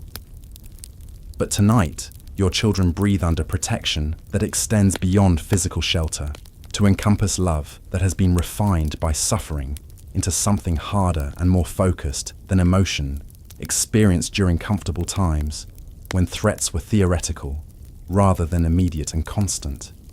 Tonight you remain undefeated in battles that define the difference between mere existence and life, worth preserving against odds that favor surrender over stubborn hope. The sixth dawn arrives without fanfare, announced only by gradual lightening of sky visible through gaps in thatch that has begun to fail under weight of repairs, postponed too long by circumstances that demand attention for more urgent matters than roof maintenance.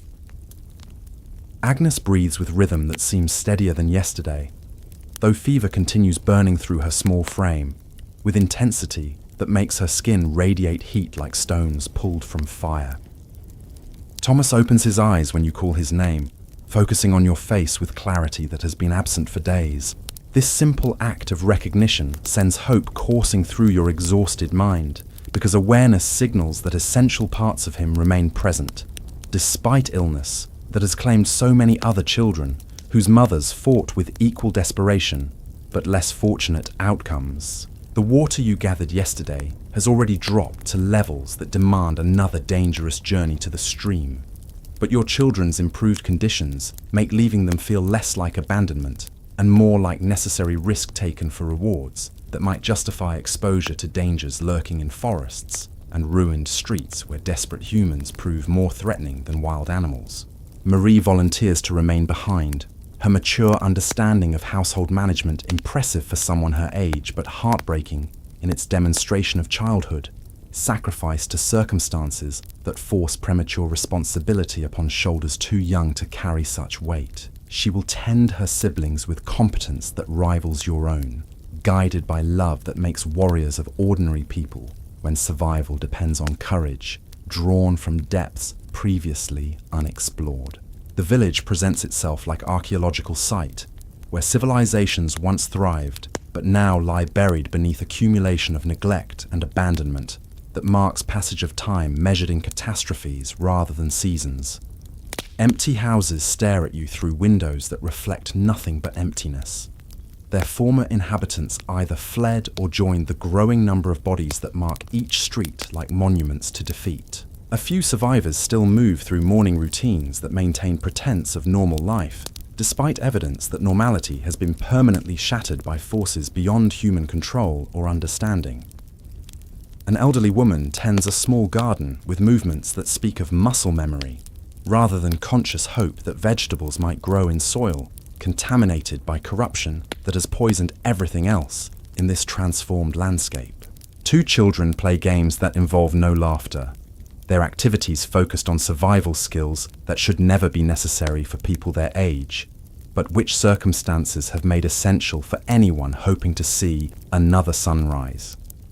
They practice moving silently through rubble, hiding in shadows, identifying edible plants among weeds that grow wild in spaces once maintained by adults who possessed knowledge and tools for proper cultivation. The forest welcomes you with sounds that have become familiar through repetition, but no less ominous for being expected. Branches crack under weight that might belong to animals seeking water or humans hunting prey, while wind carries scents of decay mixed with growing things that continue their cycles, regardless of human suffering that has transformed the surrounding landscape into something resembling biblical descriptions of divine punishment. Your wooden club feels heavier with each journey, not because its weight has increased, but because your strength continues diminishing, despite stubborn refusal to acknowledge physical limitations that threaten to interfere with maternal duties that must be performed regardless of personal cost. Hunger has carved away muscle and fat, leaving behind framework barely adequate for tasks that require strength you no longer possess in abundance. The stream flows with water so clear, it seems to mock the corruption that has poisoned everything else in your world, its surface reflecting sky that appears normal, despite hanging over landscape transformed by invisible enemies that show no mercy for innocence or youth, or absolute faith that children place in adults who promise protection they cannot always deliver. You fill your bucket with movements that have become ritual through necessity, each action performed with precision that treats every drop as potentially significant in battles fought for stakes too high to contemplate losing. The liquid represents life distilled to its purest essence, hope made manifest through actions that demonstrate refusal to accept defeat as inevitable outcome of struggles that seem designed to test human endurance beyond reasonable limits. The return journey requires navigation through territories that have become hunting grounds where predators, both human and animal, compete for resources that grow scarcer each day. You move with stealth learned through weeks of avoiding confrontations that could result in loss of supplies essential for keeping children alive, long enough for their small bodies to find strength necessary for continued resistance against forces that have already claimed too many young lives. Agnes calls to you as you approach home, her voice carrying across morning air with strength that surprises you after days of whispers so faint they barely disturb silence that has settled over your household like blanket woven from sorrow and desperate hope in equal measure. She calls. She recognizes your footsteps. She demonstrates awareness that proves essential elements of her personality remain intact despite fever that threatened to burn away everything that makes her your daughter. Inside, you discover Thomas sitting upright without assistance, his pale face showing determination that mirrors your own stubborn refusal to consider surrender as acceptable option in wars that must be won regardless of cost or suffering required for victory. His wooden horse lies within reach, suggesting that interest in childhood pleasures might be returning along with strength needed for activities beyond mere survival. The precious water allows preparation of remedies with precision that has become second nature through repetition, driven by desperate necessity. Willow bark tea measured carefully. Elderberry extract administered with timing, calculated to maximize benefits, while minimizing risks associated with treatments that walk narrow lines between healing and harm when applied to bodies already pushed beyond normal limits of endurance. Agnes accepts medicine with less resistance than previous days. her cooperation suggesting that appetite might be returning along with other signs that her internal battles are being won. Through combination of remedies, rest, and determination inherited from mothers who refuse to acknowledge defeat as possibility worth considering when children's lives hang in balance. Marie reports that both siblings showed improvement during your absence, their conditions stabilizing in ways that kindle hope you barely dare acknowledge after weeks of disappointments that taught harsh lessons about celebrating too early or placing too much faith in changes that might prove temporary rather than signs of genuine recovery from illnesses that have claimed so many other children. Thomas manages to consume thin gruel without the choking that characterized previous attempts at feeding. His appetite returning gradually as strength rebuilds itself through processes that remain mysterious, but undeniably real when measured against recent days, when swallowing any nourishment seemed beyond his capabilities. Each spoonful retained represents victory against enemies that fight battles at cellular levels, where love cannot reach directly, but somehow influences outcomes. The afternoon passes with careful attention to breathing patterns that have become as familiar as your own heartbeat, rhythms that must be maintained if your world is to retain meaning beyond accumulation of losses that threaten to overwhelm hope in hearts designed for joy, but forced to survive on determination and absolute refusal to consider alternatives to eventual triumph over circumstances that seem designed to break human spirits. Agnes shows signs of restlessness that might indicate discomfort, but could also signal returning awareness of surroundings that had been obscured by fever-induced delirium. Her eyes track movement with focus that has been absent for days, following your activities with interest that suggests consciousness is emerging from shadows where it had hidden during worst phases of illness that threatened to carry her beyond reach of maternal love. Other mothers begin appearing at your threshold as word spreads through remaining population that your children might be recovering from conditions that have proved fatal for so many others. They come seeking advice, hope, remedies that might prove effective for their own battles against invisible enemies that show no preference for age or innocence when selecting victims from populations already weakened by hunger and despair. Elizabeth arrives with news that her son's fever has finally broken after days of climbing temperatures that seem certain to claim another young life. Her tears of relief mirror emotions you barely allow yourself to feel, because premature celebration has led to devastating disappointments that taught brutal lessons about the fragile nature of improvements that might be temporary rather than permanent. Sarah reports that her daughter has begun eating solid foods again, accepting nourishment that had been refused for so long that starvation seemed likely to accomplish what disease had failed to achieve. These small victories shared among women who understand each other's fears create networks of support that help everyone survive challenges too great for individual resistance to overcome alone. The conversations that unfold around your fire serve purposes beyond simple information exchange, creating bonds between mothers who recognize themselves in each other's desperate determination to save children regardless of personal costs or suffering required for success. You listen carefully to every detail shared, storing knowledge that might prove crucial when your own children's conditions change in ways that demand quick responses based on experience gained through collective wisdom. Marie participates in these discussions with maturity that would be impressive in someone twice her age, contributing observations about symptoms and treatments that demonstrate understanding gained through weeks of intensive education. In matters no child should ever need to learn, her insights often prove valuable because she notices details that adult observers might miss or dismiss as insignificant. Evening approaches with weight that feels lighter than previous days, though you remain cautious about allowing hope to grow too strong before improvements prove permanent rather than temporary fluctuations in conditions that follow patterns beyond complete human understanding. Agnes breathes with less effort. Thomas responds to conversation with increasing awareness, and Marie shows resilience that makes you proud, despite circumstances that have demanded too much from someone so young. The fire burns with warmth that pushes back against darkness, threatening to overwhelm whatever progress has been achieved through combination of remedies, determination, and perhaps influences beyond material explanations for healing that occurs when love refuses to accept defeat as inevitable outcome of battles, fought for stakes too precious to lose, without exhausting every possible avenue of resistance. Agnes speaks your name clearly for the first time in days, her voice carrying across evening air, with strength that brings tears to eyes that have shed too much salt over sorrows that accumulated faster than joy could balance accounts, kept in hearts designed for happiness, but forced to find meaning in survival, measured by heartbeats rather than achievements that once seemed important during peaceful times.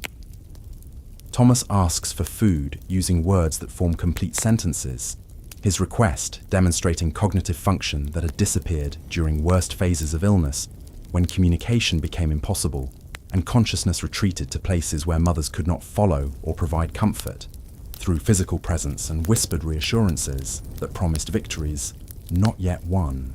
The night settles over your household with sense of possibility that has been absent for weeks. Though you maintain vigilance, that experience has taught regarding the volatile nature of conditions that can change without warning, from encouraging to alarming. Your children sleep more peacefully than they have since illness arrived to transform your home from sanctuary into battlefield, where invisible wars determine which souls possess sufficient strength to earn continued existence.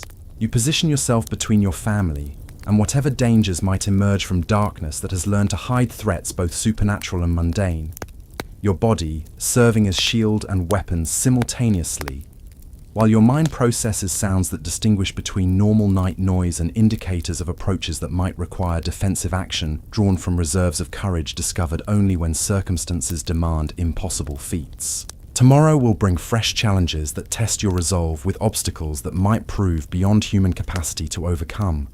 But tonight represents progress, measured in small improvements that kindle hope you barely dare acknowledge after weeks of disappointments that taught harsh lessons about celebrating recoveries before they prove permanent, rather than temporary respite from struggles that continue, whether visible or hidden.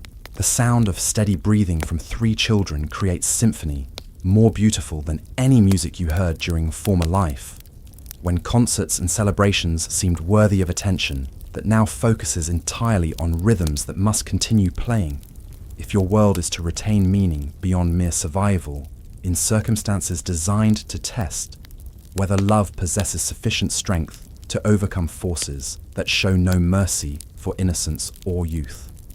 The 7th morning brings something you had almost forgotten existed: silence. Not the terrible silence of stopped breathing that jolted you awake so many times before, but peaceful quiet that speaks of rest rather than struggle. Agnes sleeps without the restless turning that marked her fever's grip, her small chest rising and falling with rhythm that no longer sounds like battle drums counting down to defeat. When you place your hand on her forehead, the skin feels warm but not burning, heated by life rather than the consuming fire that threatened to steal her away. The angry red welts that had spread across her body, like some cruel map of suffering, have begun to fade, leaving behind patches of normal skin that seem miraculous after weeks of watching disease mark its territory on flesh. Too young to understand why such pain was necessary, Thomas sits up when he hears you stirring, his movements slow but deliberate rather than the weak thrashing that characterized his worst days. His eyes hold clarity that had vanished so completely, you wondered if you would ever see intelligence looking back at you from that beloved face. When he speaks, asking for water in a voice that sounds almost normal, you have to bite your tongue to keep from weeping with relief that might jinx this fragile improvement. Marie stretches beside her siblings, her 10-year-old body finally relaxing from the rigid vigilance that had kept her poised for crisis throughout the endless nights of watching and waiting and praying to whatever forces might listen to mothers whose children balanced on knife edges between breathing and not breathing. She smiles when she sees Agnes sitting up without assistance, the first genuine expression of joy you have witnessed in your home for longer than memory can accurately measure. The water situation remains critical, despite yesterday's successful journey to the stream. 3 recovering children require hydration that helps flush poisons from systems that have been battling invisible enemies for so long that normal function seems like luxury rather than basic biological necessity. But today, the trip feels less like desperate gamble and more like manageable risk taken for rewards that might actually be achievable. You dress in layers that have become uniform for ventures beyond the relative safety of walls, that offer protection from some dangers while remaining vulnerable to others. The wooden club feels familiar in your grip, its weight balanced perfectly for defensive actions that might become necessary when encountering predators who have learned that desperate humans carrying precious supplies make attractive targets for those who have chosen hunting over gathering as survival strategy. Agnes calls goodbye when you reach the door, her voice carrying enough strength to reach across the room without strain that had marked previous attempts at communication. This simple vocalization represents achievement worthy of celebration in circumstances where progress is measured in syllables rather than sentences, in moments of awareness rather than hours of coherent conversation. The village greets you with scenes that have become depressingly familiar through repetition, but no less horrifying for being expected. Bodies lie where they fell, no longer covered, because no one possesses strength or cloth sufficient for maintaining even basic human dignity.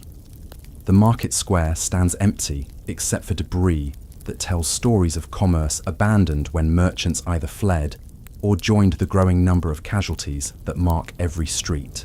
A dog wanders between abandoned stalls, its ribs visible through fur that has lost the sleek appearance that once marked it as someone's beloved companion. It watches you pass with eyes that hold wariness earned through experience with humans who have been transformed by hunger into creatures capable of actions that would have seemed unthinkable during times when food was abundant and kindness came naturally. The church door stands open, revealing interior spaces that have been converted into makeshift hospital, where Father Benedict tends to remaining parishioners who lack family members healthy enough to provide care. His movements speak of exhaustion that goes beyond physical fatigue into territories where souls grow weary of witnessing suffering that seems to serve no purpose beyond testing human endurance against forces that show no mercy. The forest welcomes you with sounds that carry both threat and promise in equal measure.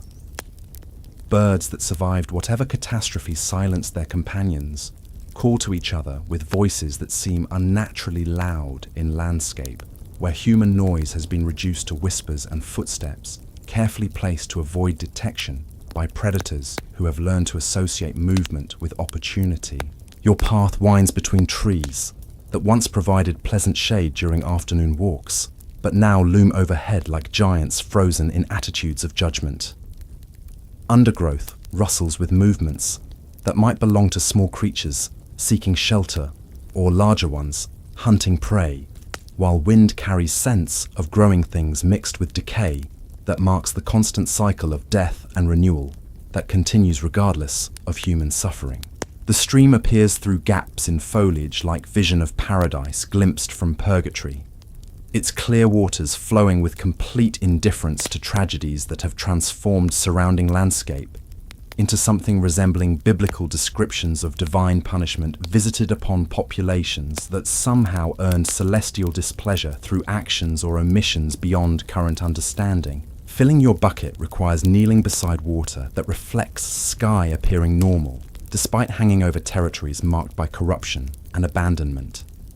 Each drop that enters your container represents hope made liquid, possibility transformed into substance that might mean the difference between children who wake tomorrow and children who join the silent multitudes already claimed by forces beyond maternal power to control.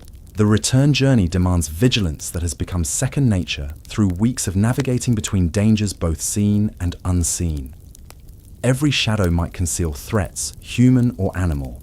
Every sound might herald approach of predators who view desperate mothers as opportunities rather than fellow beings deserving of respect or compassion that has become rare commodity in circumstances that strip away civilized behavior, along with everything else that once defined human society. Agnes greets your return with smile that lights up features that had been shadowed by suffering for so long that joy seemed like emotion belonging to other people in different circumstances. She attempts to stand when she sees you approaching, her legs shaking with effort, but supporting her weight long enough to demonstrate that strength is returning to limbs that had seemed destined for permanent weakness or worse. Thomas manages to walk across the room without assistance, his steps uncertain but purposeful as he moves toward the precious water you have risked so much to obtain. His color has improved from the blue-tinged pallor that had marked him as someone dancing with death to healthier pink that speaks of blood flowing properly through veins that carry life rather than approaching defeat. The afternoon brings visitors that fill your small space with voices that carry hope rather than despair. For the first time since this crisis began its relentless assault on everything you held precious. Other mothers arrive bearing news of improvements in their own children, small victories that create network of possibility, spreading through remaining population like sunrise breaking over landscape that had been shrouded in darkness for far too long. Elizabeth reports that her daughter has begun playing with toys that had been abandoned during worst phases of illness, when consciousness retreated to places where childhood pleasures could not reach or provide distraction from battles fought at cellular levels. This return to normal childhood behavior represents healing that goes beyond mere physical recovery into territories where personalities emerge from hiding places they sought when survival required all available energy. Sarah describes her son's return to activities that had been impossible during fever's grip. His interest in wooden horses and carved soldiers demonstrating that imagination has survived ordeals that might have been expected to burn away everything except basic biological functions. These details matter because they indicate recovery that encompasses whole human beings rather than just breathing bodies that happen to remain technically alive. Marie participates in conversations with adults who treat her observations as valuable contributions rather than childish commentary to be politely endured. Her insights prove useful because she notices changes in her siblings that older eyes might miss or dismiss as insignificant when viewed through perspectives that have been hardened by too much exposure to disappointment, disguised as temporary improvement. The fire burns with warmth that pushes back against evening chill without requiring constant attention that had been necessary when fuel was scarce, and gathering wood meant exposing yourself to dangers that lurked in forests, transformed from pleasant woodlands into hunting grounds, where predators competed for resources that grew scarcer each day, as human population dwindled through disease and desperation. Agnes speaks in complete sentences for the first time in weeks. Her words forming thoughts that demonstrate cognitive function has returned along with physical healing that makes her movements steady rather than the trembling that had marked previous attempts at normal childhood activities. She asks questions about things that happened while fever held her consciousness hostage, showing curiosity that indicates personality is emerging from shadows where it had hidden during worst phases of illness. Thomas laughs at something Marie says, the sound so unexpected and precious that it stops all adult conversation as everyone turns to witness this miracle of normal childhood joy, expressing itself in circumstances that had seemed designed to eliminate happiness permanently from any household touched by forces that showed no mercy for innocence or youth or absolute faith that children place in adults who promise protection. The evening meal consists of thin soup prepared from ingredients that remain scarce but no longer seem impossible to obtain.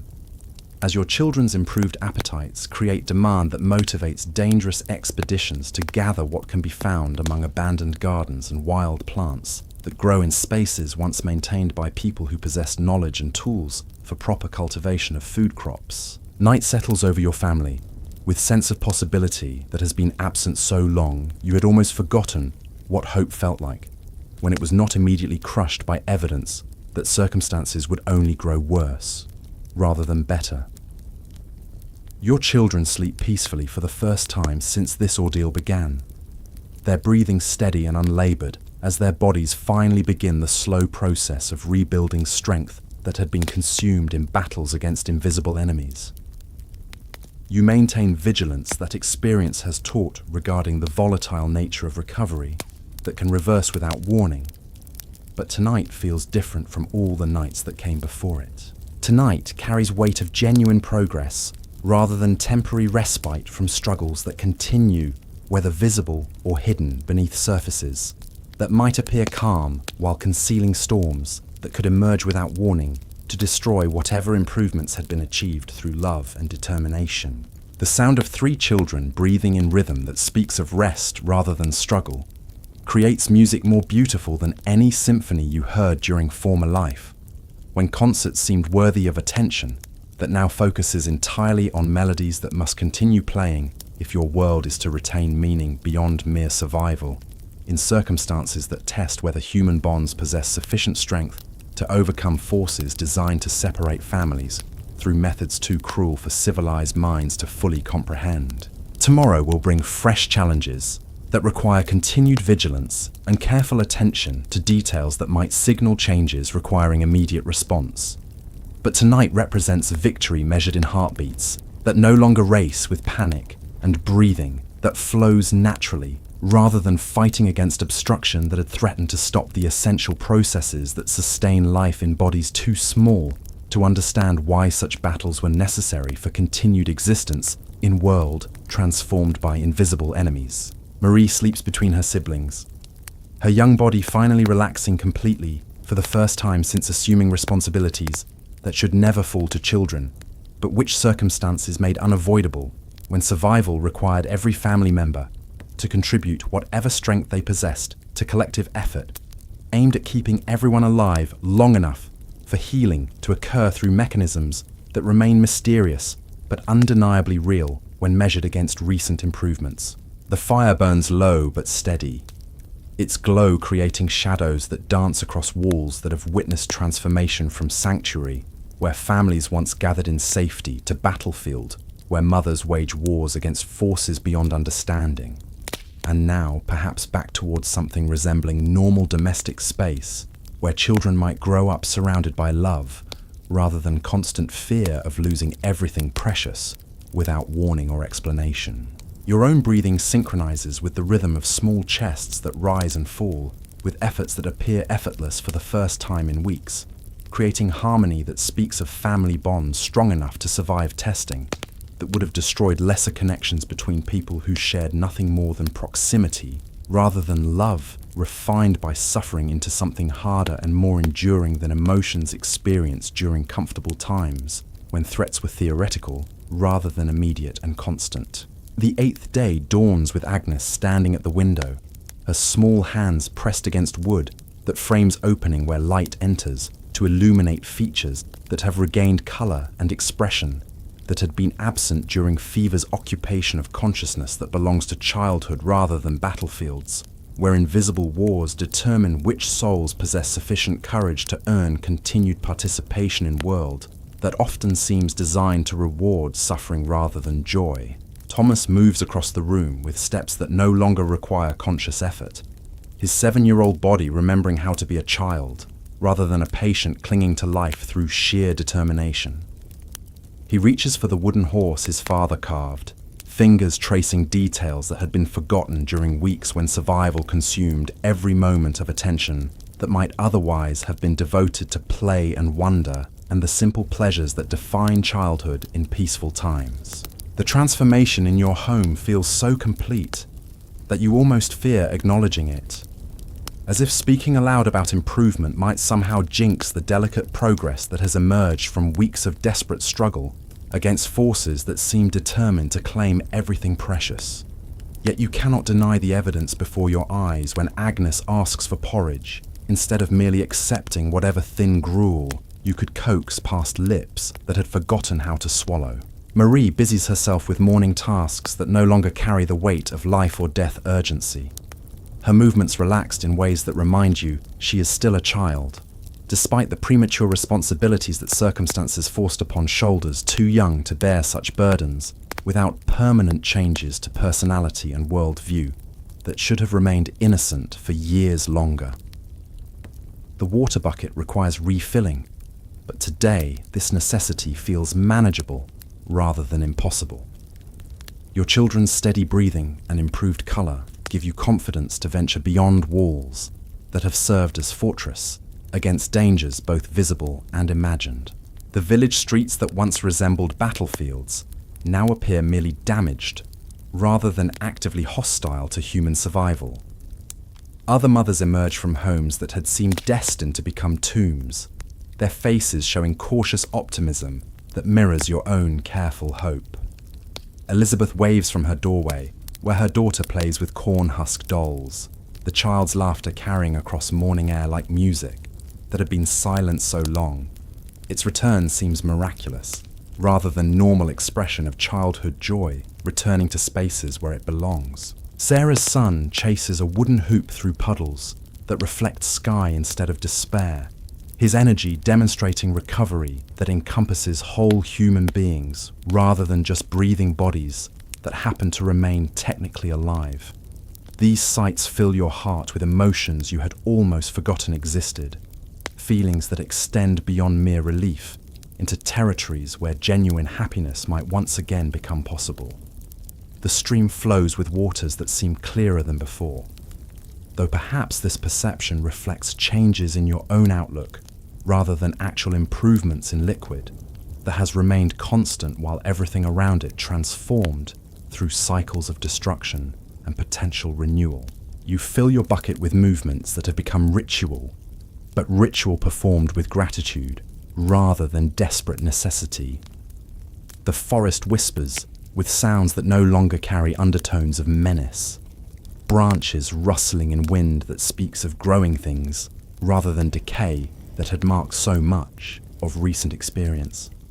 Birds call to each other with voices that seem to celebrate survival rather than mourn losses that accumulated faster than healing could occur during worst phases of crisis that tested human endurance beyond reasonable limits. Agnes greets your return by running toward you on legs that support her weight without trembling, her arms outstretched in gesture of welcome that brings tears to eyes that have shed too much salt over sorrows, but now might learn to weep from joy rather than grief that had become constant companion during weeks when hope seemed luxury you could not afford.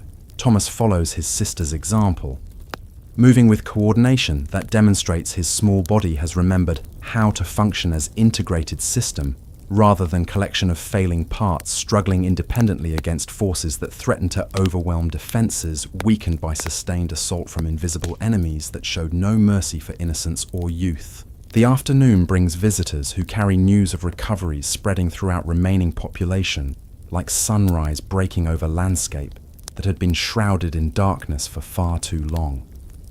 Father Benedict appears at your threshold, his face showing expressions that speak of prayers answered, rather than last rites administered to souls departing before their appointed times arrived through natural processes, rather than intervention by forces beyond human understanding.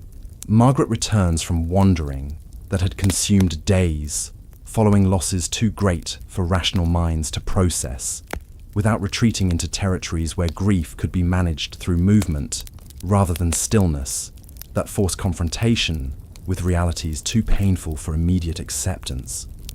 Her presence signals that community bonds might survive testing that seem designed to destroy every connection between people who once shared more than proximity and mutual need. The fire burns with warmth that fills your home with light, that illuminates faces, showing expressions of contentment rather than the anxious vigilance that had marked every waking moment during weeks when breathing could not be taken for granted, and consciousness might disappear without warning into places where loving mothers could not follow or provide comfort through physical presence. Agnes speaks about tomorrow, as if future existence could be assumed rather than hoped for, against overwhelming evidence that circumstances might change without warning to destroy whatever progress had been achieved through determination and love, and stubborn refusal to accept defeat as inevitable outcome of struggles that seem designed to separate families through methods too cruel for civilized minds to comprehend. Thomas asks questions about activities that extend beyond immediate survival, his curiosity indicating that mental energy, once devoted entirely to fighting battles at cellular levels, has been freed for exploration of world that might once again offer possibilities for growth and learning, rather than merely continued existence measured in heartbeats that must be counted because they could stop without sufficient warning for preparation or acceptance. Marie begins planning lessons for her siblings, her maternal instincts channeling themselves into educational activities that demonstrate healing that encompasses psychological restoration, rather than just physical recovery from illnesses that had threatened to claim not just lives, but personalities that define individuals as unique human beings, worthy of love and protection, and hope for futures that extend beyond mere survival. The evening meal consists of food that tastes of nourishment rather than desperation. Ingredients gathered from sources that no longer require risking life for sustenance, that barely qualified as adequate for maintaining basic biological functions. Your children eat with appetite that speaks of bodies rebuilding themselves rather than consuming whatever fuel could be obtained for engines running on determination alone. Night settles over your household with weight that feels protective rather than threatening, darkness that promises rest rather than vigilance against dangers that might emerge when vision failed and hearing became primary defense against predators who had learned to hunt when human senses were most vulnerable to surprise attacks from creatures driven by hunger or opportunity. You lie beside children who breathe with rhythm that speaks of peaceful sleep rather than struggles that had characterized every night during weeks when consciousness might retreat into places where recovery occurred through processes beyond maternal power, to influence directly but somehow responsive to love, that refused to accept alternatives to eventual triumph over circumstances that tested whether human bonds possess sufficient strength to survive testing that would have destroyed lesser connections. The sound of steady breathing creates symphony that celebrates victory, measured not in grand achievements, but in simple continuation of life processes that had been threatened by forces beyond understanding, yet somehow defeated through combination of remedies and determination, and perhaps influences that operate beyond material explanations. For healing that occurs when love encounters obstacles that seem insurmountable, but prove vulnerable to persistence that draws strength from sources deeper than conscious knowledge. Agnes murmurs in her sleep, words that form dreams about playing in gardens that exist beyond walls, that have served as fortress against world, transformed by invisible enemies. Her voice carries contentment that had been absent so long, its return feels like miracle, rather than normal expression of childhood consciousness that processes daily experiences through imagination, that creates possibilities extending far beyond immediate circumstances. Thomas shifts position without the restless movements that had marked fever's grip on small body that had fought battles requiring strength beyond what should be expected from someone his age. His peaceful rest demonstrates healing that encompasses more than mere absence of symptoms, recovery that restores personality and potential that had been temporarily obscured by struggles for basic survival. Marie sleeps between her siblings, her protective instincts finally allowing relaxation that had been impossible when vigilance meant difference between family that survived intact and a household that joined the growing number of casualties that marked every street, with evidence of defeats that accumulated faster than victories during worst phases of crisis that tested entire communities beyond limits designed to protect innocent people. Tomorrow will bring new day that might be welcomed rather than endured.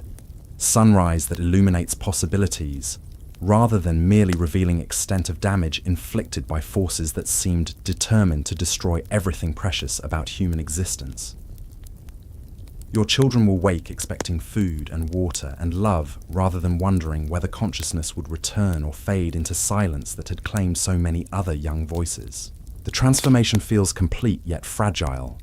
Improvement that must be protected through continued vigilance but no longer requires every moment of attention focused on breathing patterns and temperature fluctuations that had provided only measurement of how much time might remain before invisible enemies claimed victories that would leave you alone in world emptied of everything that gave life meaning beyond mere biological continuation. Your own breathing synchronizes with rhythm of small chests that rise and fall with efforts that appear effortless, creating harmony that speaks of family bonds refined by suffering into something harder and more enduring than emotions experienced during comfortable times, when love was theoretical rather than practical force, that determined whether souls survived testing designed to separate those who possessed sufficient courage from those who lacked strength necessary for victory against odds that favored surrender over stubborn hope. The fire burns low but steady, its glow creating shadows that dance across walls, bearing witness to transformation from battlefield where invisible wars determined which children would wake to see another sunrise back towards sanctuary, where families gather in safety and children learn that world contains beauty alongside suffering, joy alongside sorrow, hope alongside fear that makes courage possible when circumstances demand impossible feats from ordinary people who discover extraordinary strength when protecting those they love more than life itself. The ninth morning arrives with sounds you had forgotten could exist in your world. Children's voices calling to each other across courtyards that had fallen silent for so long. Their echoes seemed like memories from another lifetime. Agnes stands at the window watching other survivors emerge from homes that had served as fortresses against forces that no longer hold dominion over small bodies that have remembered how to be vessels for joy rather than battlefields where invisible wars determined which souls would continue breathing. Thomas runs across your single room with energy that demonstrates complete recovery from battles that had consumed every ounce of strength his 7-year-old frame possessed. His laughter mingles with his sister's giggles as they play games that require no rules except imagination, unleashed from constraints imposed by circumstances that had demanded every moment of attention be focused on survival, rather than wonder that defines childhood in peaceful times. The transformation extends beyond your own household, as word spreads through remaining population, that children throughout the village have begun showing signs of improvement that suggest whatever force had claimed so many young lives has finally retreated from territories where it held unchallenged dominion for weeks that felt like lifetimes measured in heartbeats rather than sunrise and sunset cycles. Marie helps prepare morning meal from ingredients that taste of abundance rather than scarcity, her movements relaxed in ways that remind you. She possesses wisdom beyond her years, but also retains capacity for childhood wonder that had been temporarily overshadowed by responsibilities no 10-year-old should ever need to shoulder. She hums while working, melody that fills your home with music that celebrates survival without ignoring costs that were paid for victories that seemed impossible when hope was luxury you could not afford. Other mothers begin visiting not to share desperate remedies or compare symptoms that mark their children as potential casualties, but to exchange stories of recovery that create networks of renewed community among women who recognize themselves in each other's cautious optimism. Elizabeth brings news that her daughter has begun asking questions about future plans, curiosity that extends beyond immediate survival into territories where dreams might once again become possibilities rather than cruel fantasies. Sarah reports that her son has started helping with household tasks that require strength he had not possessed during weeks when breathing consumed all available energy. These small contributions to family welfare represent healing that encompasses psychological restoration alongside physical recovery from illnesses that had threatened to claim not just lives, but personalities that define individuals as unique human beings worthy of protection and love. You close your eyes and feel yourself returning to the present, leaving behind the dirt floors and desperate prayers, the bitter taste of willow bark tea, and the weight of decisions that could mean life or death for those you love most. Margarite's world fades, but her strength remains with you, a reminder that love can transform ordinary people into warriors, capable of impossible feats, when everything precious hangs in the balance, and that sometimes the greatest victories are measured not in grand triumphs, but in the simple, sacred act of keeping those we cherish breathing for one more day.